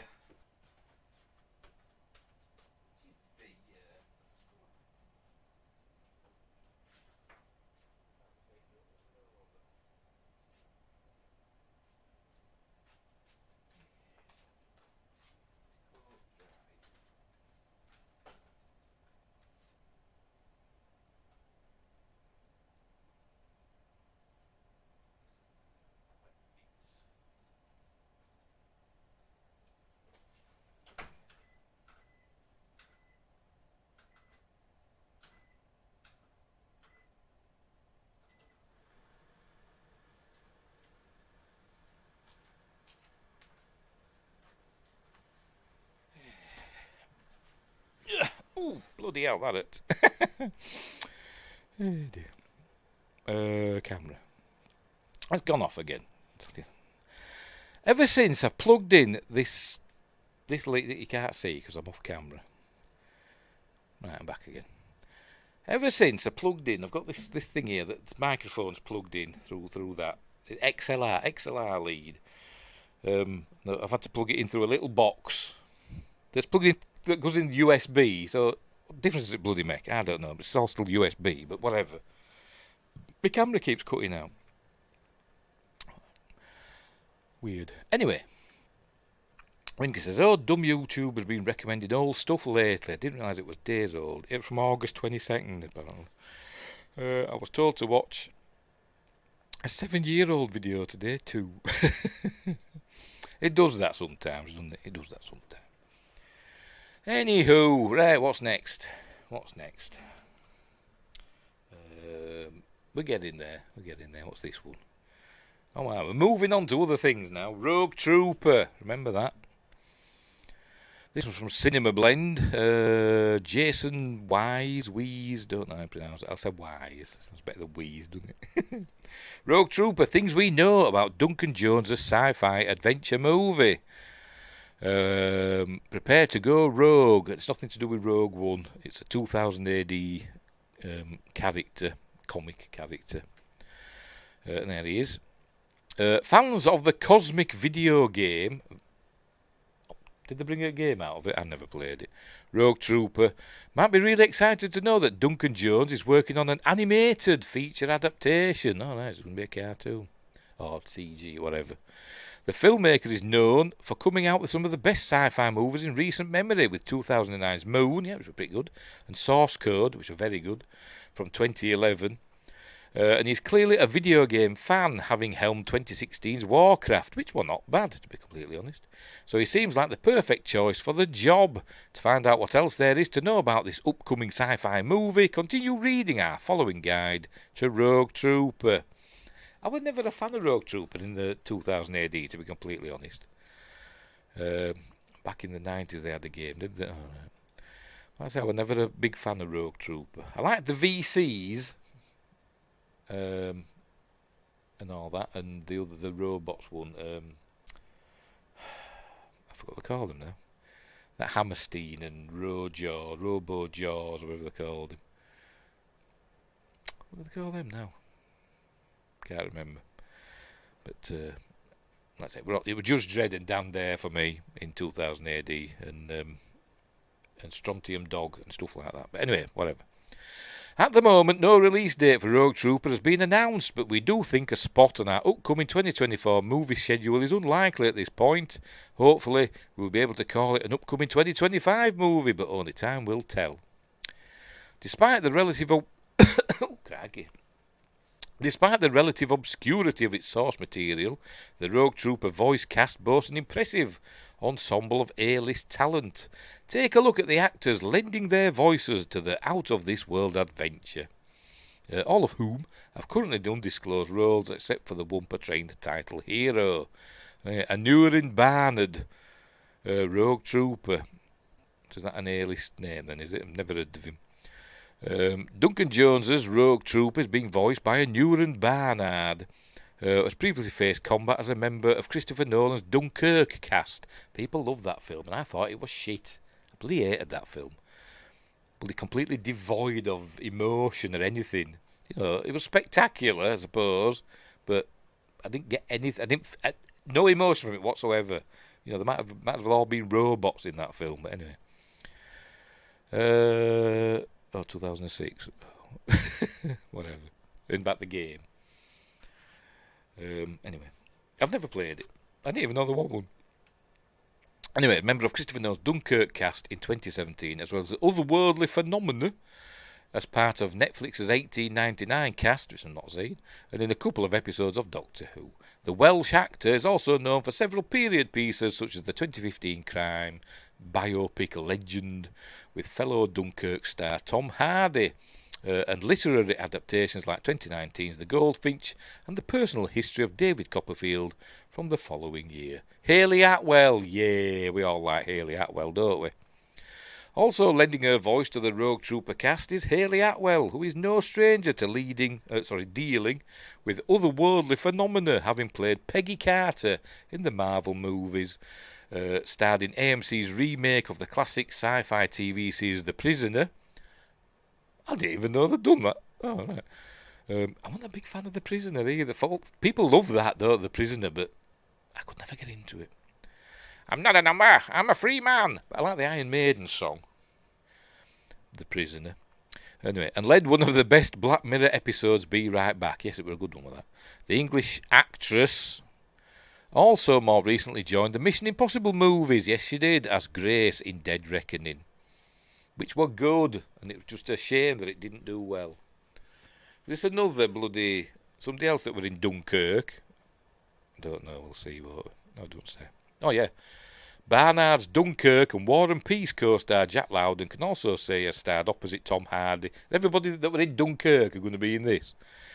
In a crime biopic, namely Capone, and an adaptation of David Copperfield for Audible. The Scottish actor has also played a spy in the Apple TV Plus original TV show Slow Horses, for which he received a nomination at the 76th Emmys. Oh, we haven't done yet. I thought we'd done them when I saw that. Sean Bean, Sean Bean. Go into you bastards. That's what we'll be saying. She's also Lara Croft, isn't she? Oh, in the new... is it in the new animated thing that's coming on Netflix. Is it on yet? Oh, I don't think it's on yet, is it? It's coming though shortly, isn't it? Yeah, I think she does her in that, doesn't she? I think. Oh yes.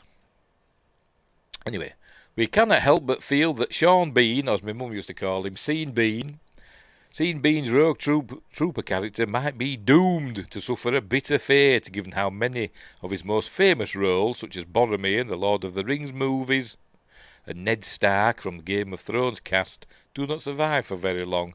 They made it to the end of the first season of Game of Thrones and the end of the first film in the Lord of the Rings. But anyway. Then again, he lived through his last few space movies, Jupiter Ascending and The Martian, and he also made it to the Possessor ending, despite being the main assassin's target in Brandon Cronenberg's 2020 thriller. Never heard of it.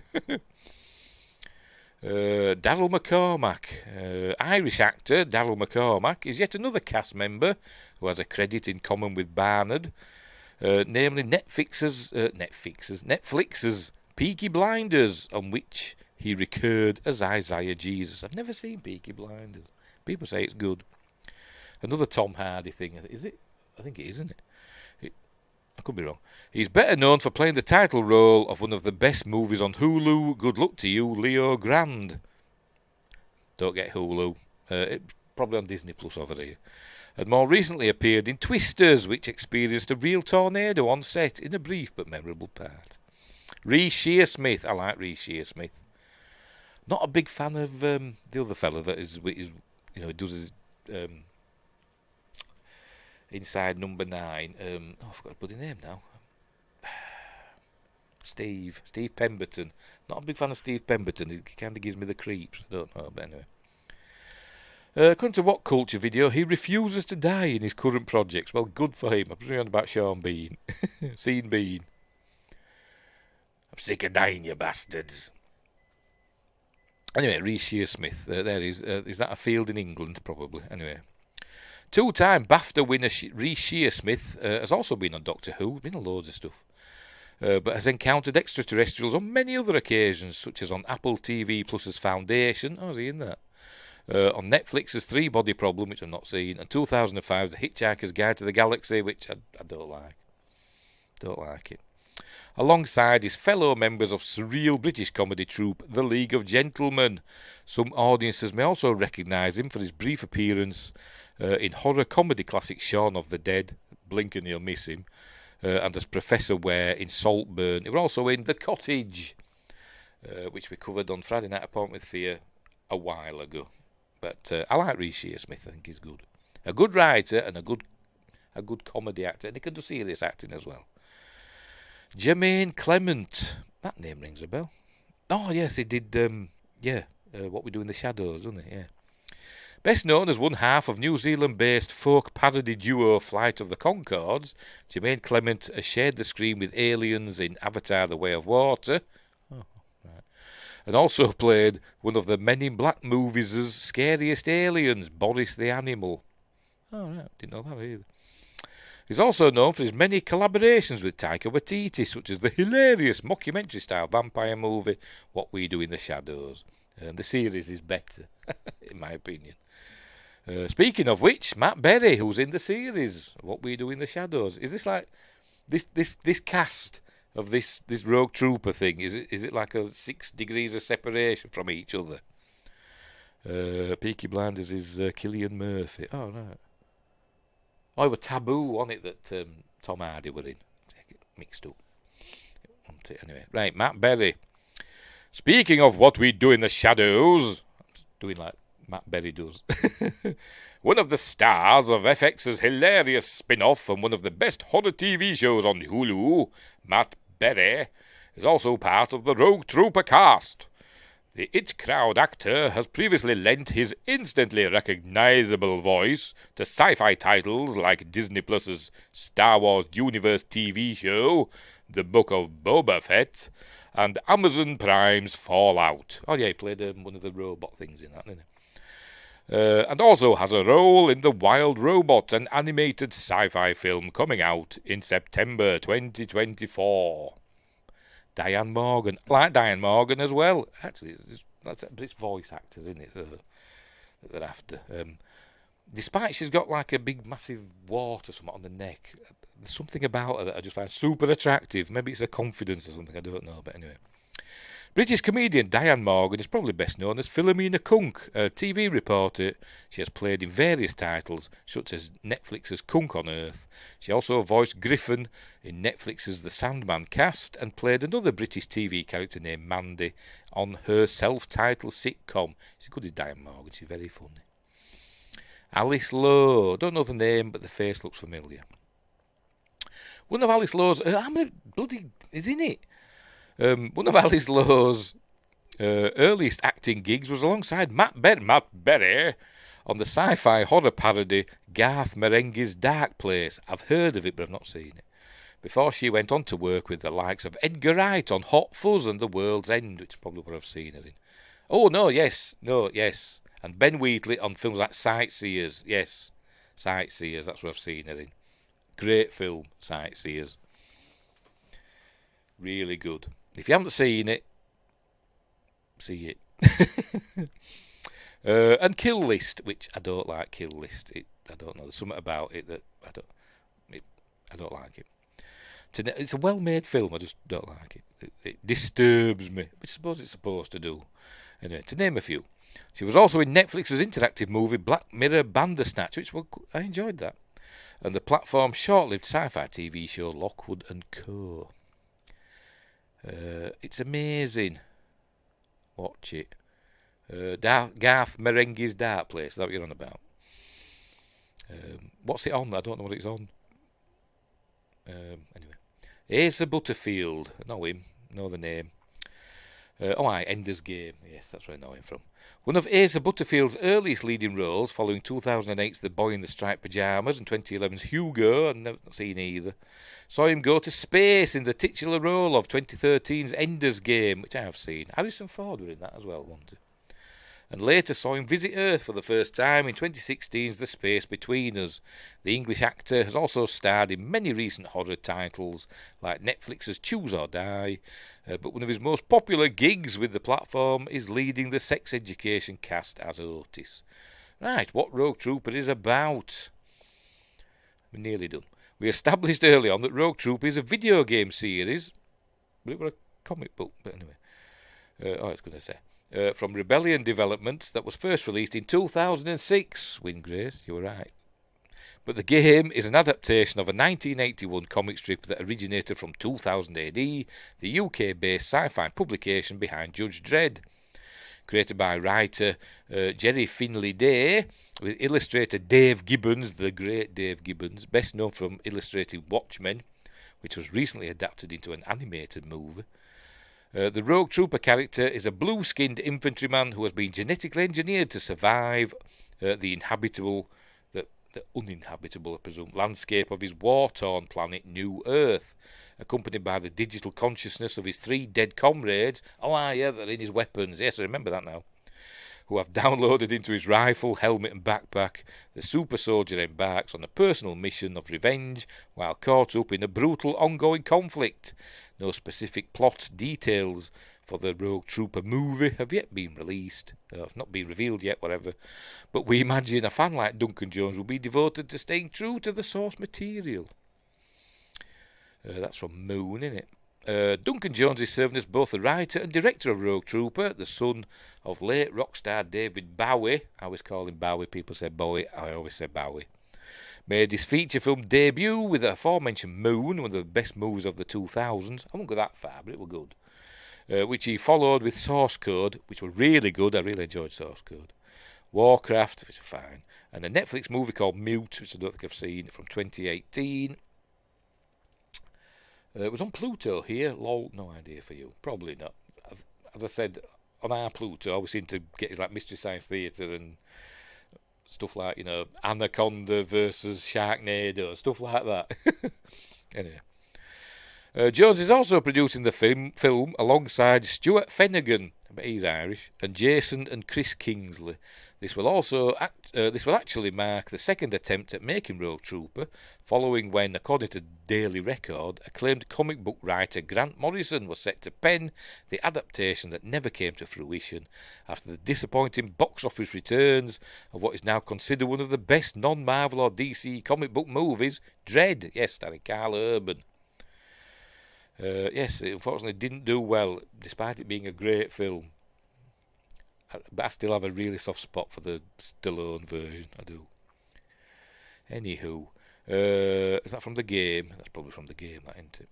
While the live-action Rogue Trooper movie sounds like a pretty remarkable idea, as we established at the top, this feature will be animated. The film is being developed with the use of the Unreal 5 engine, which is a virtual reality tool that is used by many game developers and animators to create realistic 3D simulations. I think they use it in the Volume. I think that's Unreal 5, isn't it?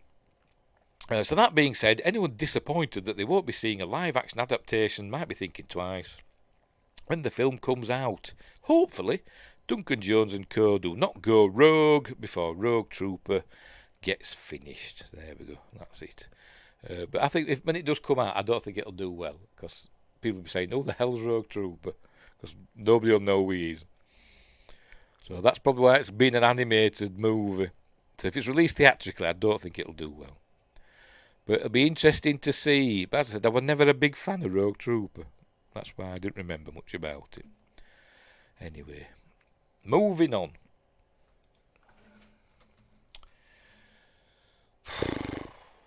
Crikey. Right, here we go. What the hell does that go with? We're on Inverse next. We're on Inverse. There we go. M. Night Shyamalan's most iconic sci-fi thriller is getting a huge upgrade. No catch, but plenty of twists. But then the show pitched from The Sixth Sense, which was a horror film, not a sci-fi thriller. But anyway, says Deus Johnston, no relation, because I ain't got a team in name. M. Night Shyamalan may not be one of the most universally acclaimed directors. I think he's up there, isn't he? Or he used to be. But he's definitely one of the most varied. He's made supernatural thrillers, folk horror, modern fairy tales, television adaptations, and even family movies, starring Rosie O'Donnell as a baseball-playing nun. Reception to these projects has been all over the place, but with his latest movie, Trap, making waves in the theatres, I've heard mixed reports about that. But anyway, two of Shyamalan's earliest and most beloved movies are getting a new release in a new format. Walt Disney Studios Motion Pictures announced The Sixth Sense and Signs. Both great films. The Sixth Sense is one of the greatest films of all time, in my opinion, and I really like Signs as well. Will be released this fall in both digital and 4K Blu-ray. Meaning both films will be available at a new level of quality. If you're a physical media collector looking to get the 4K editions on your shelf, you'll have to wait until October 22nd. I've got to be completely honest. I've got a few 4K Blu-rays, but I can't tell a lot of difference between a 4K and a regular Blu-ray. Honestly, I can't. And my telly is set up. It is a 4K telly, and got proper leads and everything. But anyway. October 22nd. But if you just want to see Haley Joel Osment see dead people in ultra high definition as soon as possible, the digital version is now available for purchase. And there they are, there's the covers of them.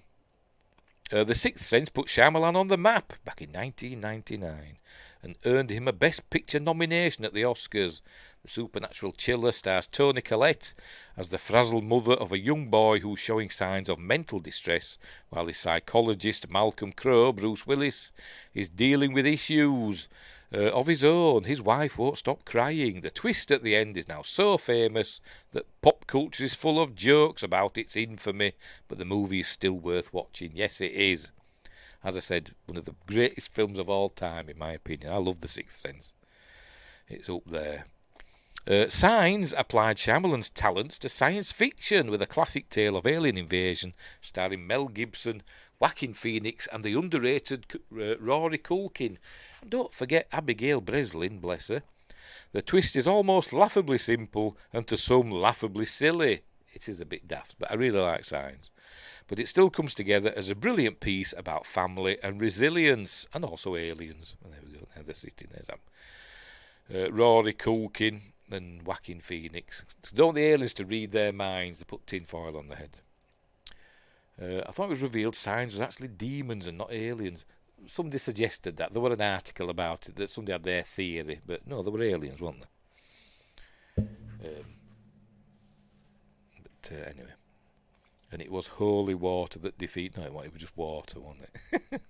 It can't have been holy water, because I know he was supposed to be a priest, wasn't he? But he'd lost his faith, hadn't he? And so it was just water that they didn't like. Why they'd want to invade a planet that's 70% surface, covered with water, I don't know. But anyway. If you're a Shyamalan newbie or just want to binge his early filmography in 4K, there's another way to view his early work in one place. Alongside the digital 4K editions, there's also a 3-movie digital 4K bundle that adds Unbreakable. Another great film, the superhero thriller he made in between The Sixth Sense and Signs. With newer projects like Knock at the Cabin, which I've not seen, and Trap, recapturing audiences, Shyamalan has proven The Days of the Last Airbender, which I've not seen, and The Happening, which is just hilariously bad. But also enjoyable, hilariously enjoyable. Anyway. Are long gone, but even without his impressive comeback story, The Sixth Sense and Signs were enough to cement him as a genre legend, and both could look good on your shelf. The Village were fine. I even didn't mind Lady in the Water. I thought that were alright. So, but and Split were good. It didn't have to be part of the Unbreakable unit. It was like a tacked-on ending, wasn't it? That just made it part. Spoilers, just made it part of Unbreakable. And Glass. Didn't need to make that. Went to see that at the cinema. My son wanted to see it. I also like The Village. Yes, all right. Bryce Dallas Howard, bless her. Being Blind. But I always think of one of the scary movie films where the took the mickey out of The Village, where she was blind and she didn't realise she was sat on the toilet in front of everybody. Anywho, that's me dryer going back on again. Right, next up. We're getting there. What's this one? Animated movie news. This sounds from Variety. Rebecca Rubin. Inside Out 2 becomes first animated film to hit $1 billion at international box office. And I was surprised to hear that, because I was thinking, didn't like films like Beauty and the Beast, in adjusted dollars. They got, I don't know. I like the original Lion King. Anyway. Inside Out 2 has surpassed $1 billion at the international box office, one of 12 releases, and the only animated film to ever cross that coveted milestone. Though 55 films have grossed $1 billion globally, which is comprised of domestic and international ticket sales, just a dozen have managed to hit that benchmark from overseas markets alone, and 11 of those movies were live action. While Disney's 2019 The Lion King earned a staggering $1.1 billion internationally, the studio has categorised the remake as live action rather than computer generated. But that doesn't make sense, does it? So Inside Out 2 is technically the first animated release to join the coveted club, except it's not, is it? Because Lion King, the remake, it wasn't live action. They can't just say it's live action when it's not. Just because they're categorising it as that, it don't mean it is. So they're going to say, like Star Wars is animated now, even the bits with real people in. Getting to $1 billion means Inside Out 2 has resonated pretty much everywhere. I didn't even like the first one, to be completely honest. I kind of went off Pixar. I think after Ratatouille, I kind of went off Pixar. I didn't even like Ratatouille. I never got to the end of it. I think that's where they lost their way. Anyway. Inside Out 2 has resonated pretty much everywhere, but the top foreign markets are Mexico, 102 million, Brazil, 80, and the UK, but not this house, 72 million, France, 62, Korea, presumably South Korea, 60. Right. Disney's Pixar sequel is already the highest grossing movie of the year with $1.649 billion globally, including $1.002 billion overseas and $646 million domestically. Weeks ago, Inside Out 2 overtook Frozen 2 as the highest grossing animated film in history. You didn't like Coco? I've not seen it. So am I. I've heard it's good. That's the one that's about Cinco de Mayo or whatever they call it. You know, like death and the Day of the Dead and all that, isn't it? That's Coco, isn't it? Not seen it. So there we go. It'll be on Disney Plus, won't it? I'll have to watch it at some point. Disney has enjoyed a strong summer with $2 billion releases, the other being the Marvel superhero sequel Deadpool and Wolverine 2. What am I about? To give a sense of the box office prowess of Inside Out 2 among international audiences, Deadpool and Wolverine has generated a little more than half of that, a mighty $634 million. Among the same set of markets, of course. By the way, I'm rounding down. Among the same set of markets. Of course, Deadpool and Wolverine is rated R, which theoretically limits its audience to the 18 and over crowd. With it's 15 in the UK, by the way. With 1.21 billion worldwide to date, Deadpool and Wolverine now stands as the 8th biggest instalment in the Marvel Cinematic Universe, having passed Captain America Civil War, which was 1.155 billion. It's expected to soon overtake Iron Man 3, with 1.215 billion, to claim the number 7 spot. Another Disney tentpole, Alien Romulus, Disney owns everything, don't they? Added $41.6 million internationally and $57.8 million globally over the weekend, boosting its worldwide haul to $225.4 million. The newest chapter in the decade, blah, blah, blah, blah, blah, blah, blah. Oh, God, we haven't done yet. I'm not reading all that shit to it. Never mind. Don't care. Oh, the Crow's rubbish, apparently. So there we go. But Inside Out 2, the first animated movie to hit $1 billion at the international box office. That's not including, America, domestic. Anywho, meanwhile, Quentin Tarantino refuses to watch Toy Story 4 because, the trilogy ended with Toy Story 3 and it was perfect. So, and he's right. Toy Story 4 were okay, but it were unnecessary, wasn't it? Much like probably Toy Story 5 is going to be. Anyway. Right. Next. Right, back with Inverse. Oh, wow, this one, I forgot about this. Oh, God. Got a numb bum again. Here we go. From Inverse, Deus Johnston again. Disney just abandoned its most underrated sci-fi franchise. There won't be another return to Witch Mountain. And there's from the original. I don't know. There's Race to Witch Mountain and Return to Witch Mountain, isn't there? Starring him, and I forgot his name.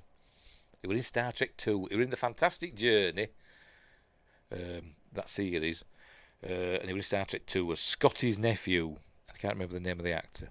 But anyway, there he is as a kid. That's Donald Pleasance. Don't know who she is. And Josh Temples are here. Oh, hang on. Toy Story 4 is a side quest. Yes, it is essentially, isn't it? Sorry for being so late, but better late than never. So never fear, Maddie's here. Harpoon at the ready. Whew. I went all dizzy then. Oh dear. So, yes, welcome, Josh. And keep your harpoon ready just in case you need to save us from something. Disney has been a family movie juggernaut oh, crikey, I tell you, for nearly a century. I get a dry throat, Ryan Kinnell gets hiccups.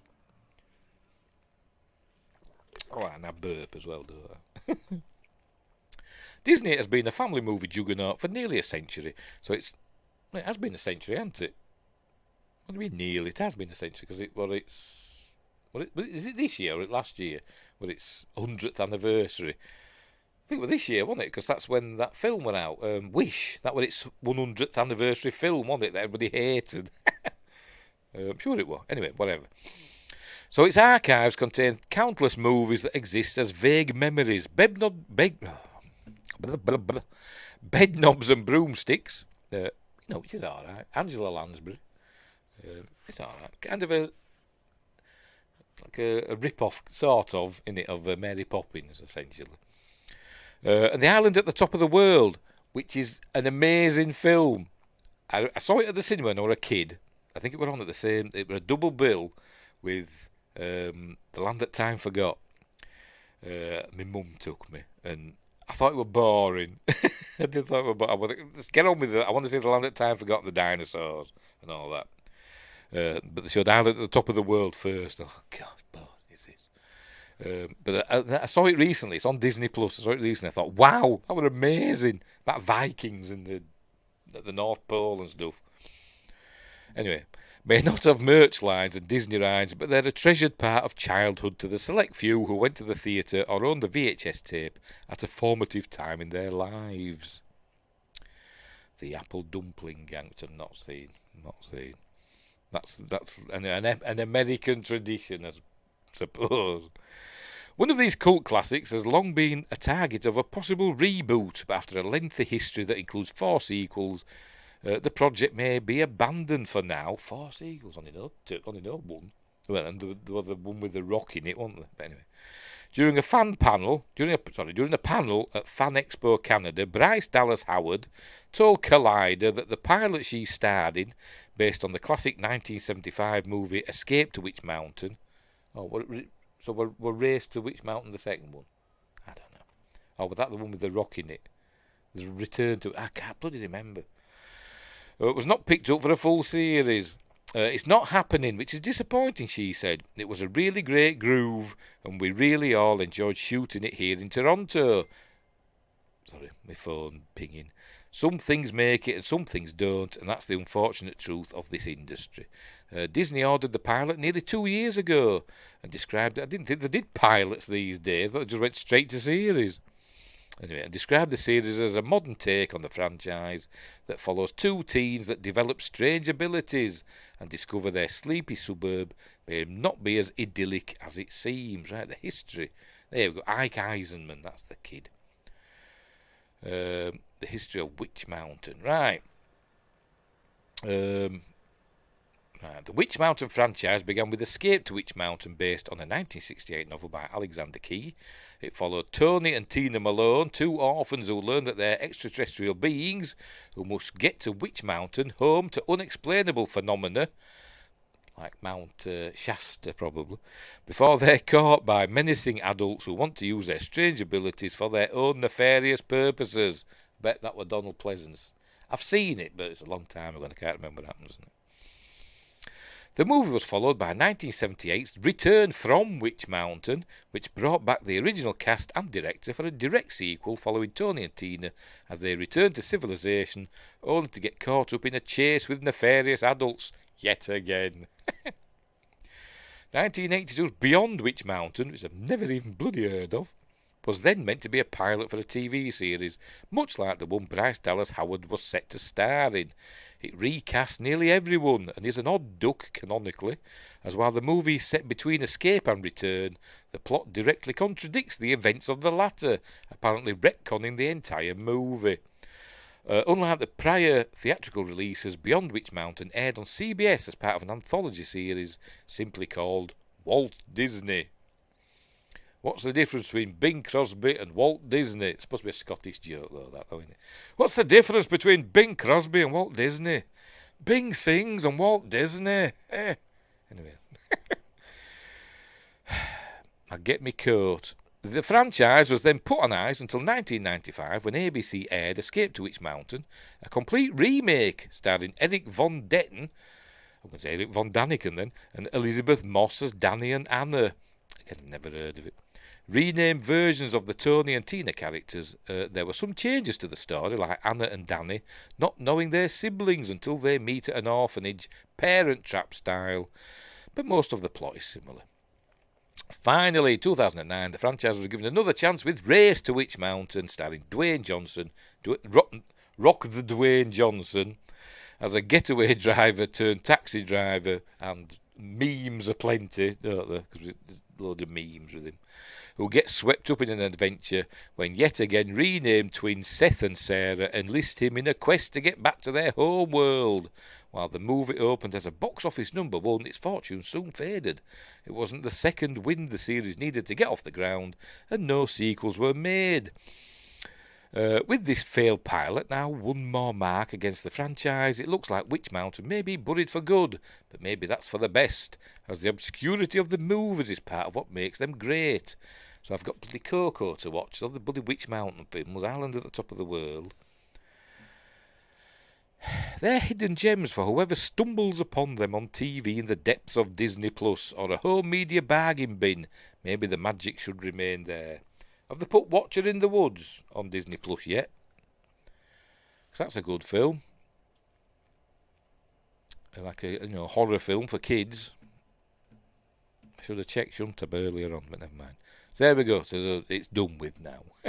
No more Witch Mountain stuff for the foreseeable future. I'm going to have to give them another go. Right. Windgrace. Stargate, here we are. Now you can build your own teeny tiny Stargate command. Here we go, out of Lego. Blue bricks. The new toy set features SG-1 minifigures and is now shipping from Blue Bricks. Plus, first look at the Stargate Advent Calendar. There, because there's the get your own Stargate command, complete with that aeroplane that they sometimes sent through. Is there a Malp? Is that a Malp? I don't know, but anyway. But there's Teal'c. Presume, I don't know. Is that Jack? No. Is that, I don't know. Jack? God knows. The much anticipated Stargate Command brick construction set has finally arrived, courtesy of Blue Bricks, says Darren at Gate World. We got our first look at the SGC Gate Room set in its final colours from Blue Bricks back in July. And now it's finally in stock and ready to ship. Fans can find the set on the Germany-based company's official website. Just be prepared to pay for the shipping if you aren't in Europe. Well, I imagine you have to pay for the shipping in the UK, because we're not part of the EU now, are you? Are we? I mean, are you? Are we? Even though as Prime Minister, I think he's trying to get us back in. But he says he ain't, but I think he is. There we go. Is this going to show a picture? There we go. There you go. Cool. Is there a big spanner anywhere? A big wrench? I wonder if they've got a big wrench. If they aren't, I'm not buying it. I'm not buying it anyway. How do we get rid of that? There we go. I can't see a big wrench anywhere. But there we go. There's two versions. Look, you can have it with the gate open, the wormhole. One without. Oh, pardon me. And it's even got a door that opens. That's Sam, isn't it? That'll be Daniel. No, that'll be Jack. That'll be Daniel. There's Teal'c. There we go. Oh, and there's the figures there. Look. Cool. The SGC Gate Room comes in a whopping 2,430 pieces and is officially licensed by MGM, measuring 43.3 blah blah blah blah blah. In addition to the familiar sights of the Stargate with optional Event Horizon and Iris. Oh, it's got an Iris as well. Did it show it in that? Did it show it? Did oh, it's not it there. Is that the Iris there? Is that just that wall? I don't know. But anyway.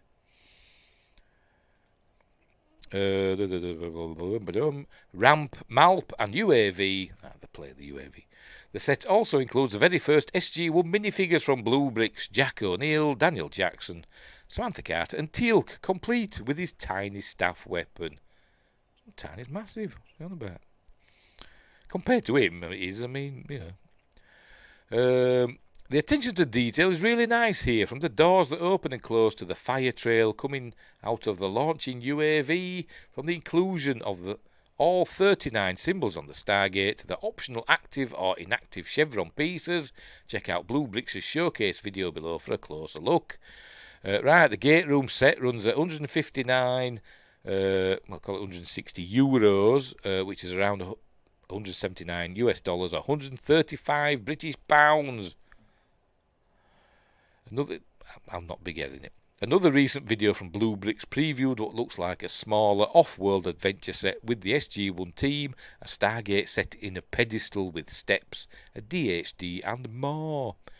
And that awesome-looking Stargate advent calendar, loaded with pieces to build 10 different micro-scenes from Stargate SG-1 and Atlantis, is now listed on the company's website, along with the first official pictures. So there we go. Advent calendar. Okay, where's the numbers then? Oh, there they are, on that one. There you go. So this... These to go with the set. They have to go with the sets. Right, fair enough. There's the figures that come with it. So who are they then? Who are they? I don't know. I presume the people that we've seen. There's a wraith, and I don't know. That's Anubis, isn't it? That's Anubis. Anywho, whatever. With 844 pieces, maybe most interesting to Stargate fans here are the 15 brand new minifigures, it's going to tell us in a minute, of our favourite characters. We're still identifying all of the scenes and characters pictured here, but you can definitely spot Jack O'Neill ready to play golf, Todd the Wraith, Ascended Daniel versus Anubis from Full Circle, John Shepherd, and Carson Beckett, a trio of Knox, Jack in an EVA suit from Failsafe, and more. We're anticipating that the calendar will begin shipping in time for holiday 2024, though it's useful to note that it isn't dated. The 24 numbered doors will be just as fun for the family or the Stargate collector in your life any Christmas season. So you've got to open them up and then put them back in. Is it resealable? Blue Bricks' website is also selling a variety of Stargate ships, from Prometheus to a Wraith cruiser, as well as the Brick Buddy figures and the Stargate Chevron we showcased back in May. The 0-point module construction set has also been announced, but is not yet available.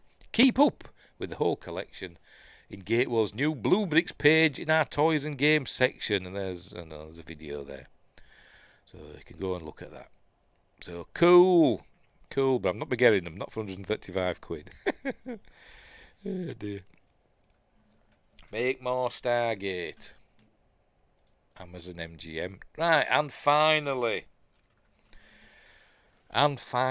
space news. There it is. This is from the Daily Star. Jerry Lawton. Space boffins, or just one in particular, issue red alert on slightly worrying intergalactic alien Star Wars.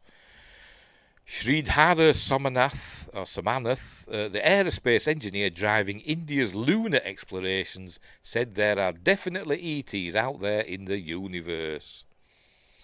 Can you read that? It's a bit small, isn't it? I'll make it a bit bigger. There we go. Space is teeming with alien species at different stages of evolution, and we should dodge them all to avoid triggering real-life Star Wars, according to a top cosmic boffin.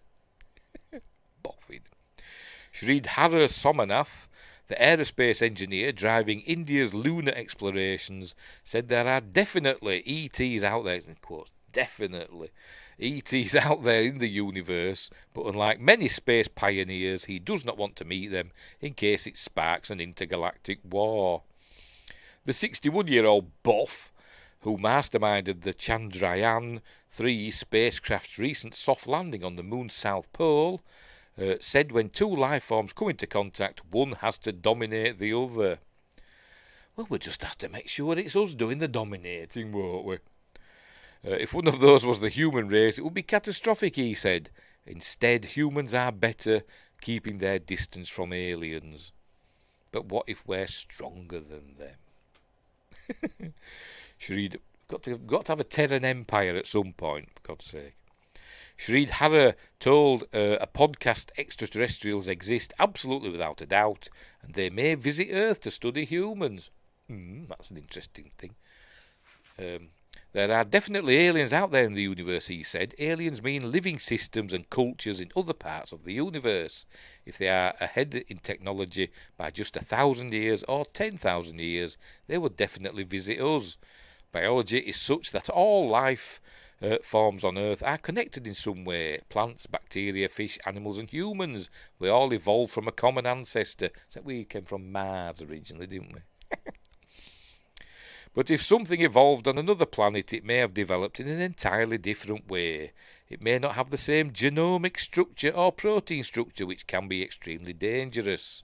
When two life forms come into contact, one has to dominate the other. This is the nature of life. One will not allow the other to survive. But will that be the case if we come across, aliens that are so totally different to us? I don't know. Rather than, all life on Earth has to dominate, other life, doesn't it? And eat other animals and eat other plants and stuff to survive. But what if they're totally incompatible? I don't know. Anyway, I think it'll be a case of, it'll be like in Star Trek and all that. Whereas we'll essentially just interact with other species that are similar to us in a lot of ways.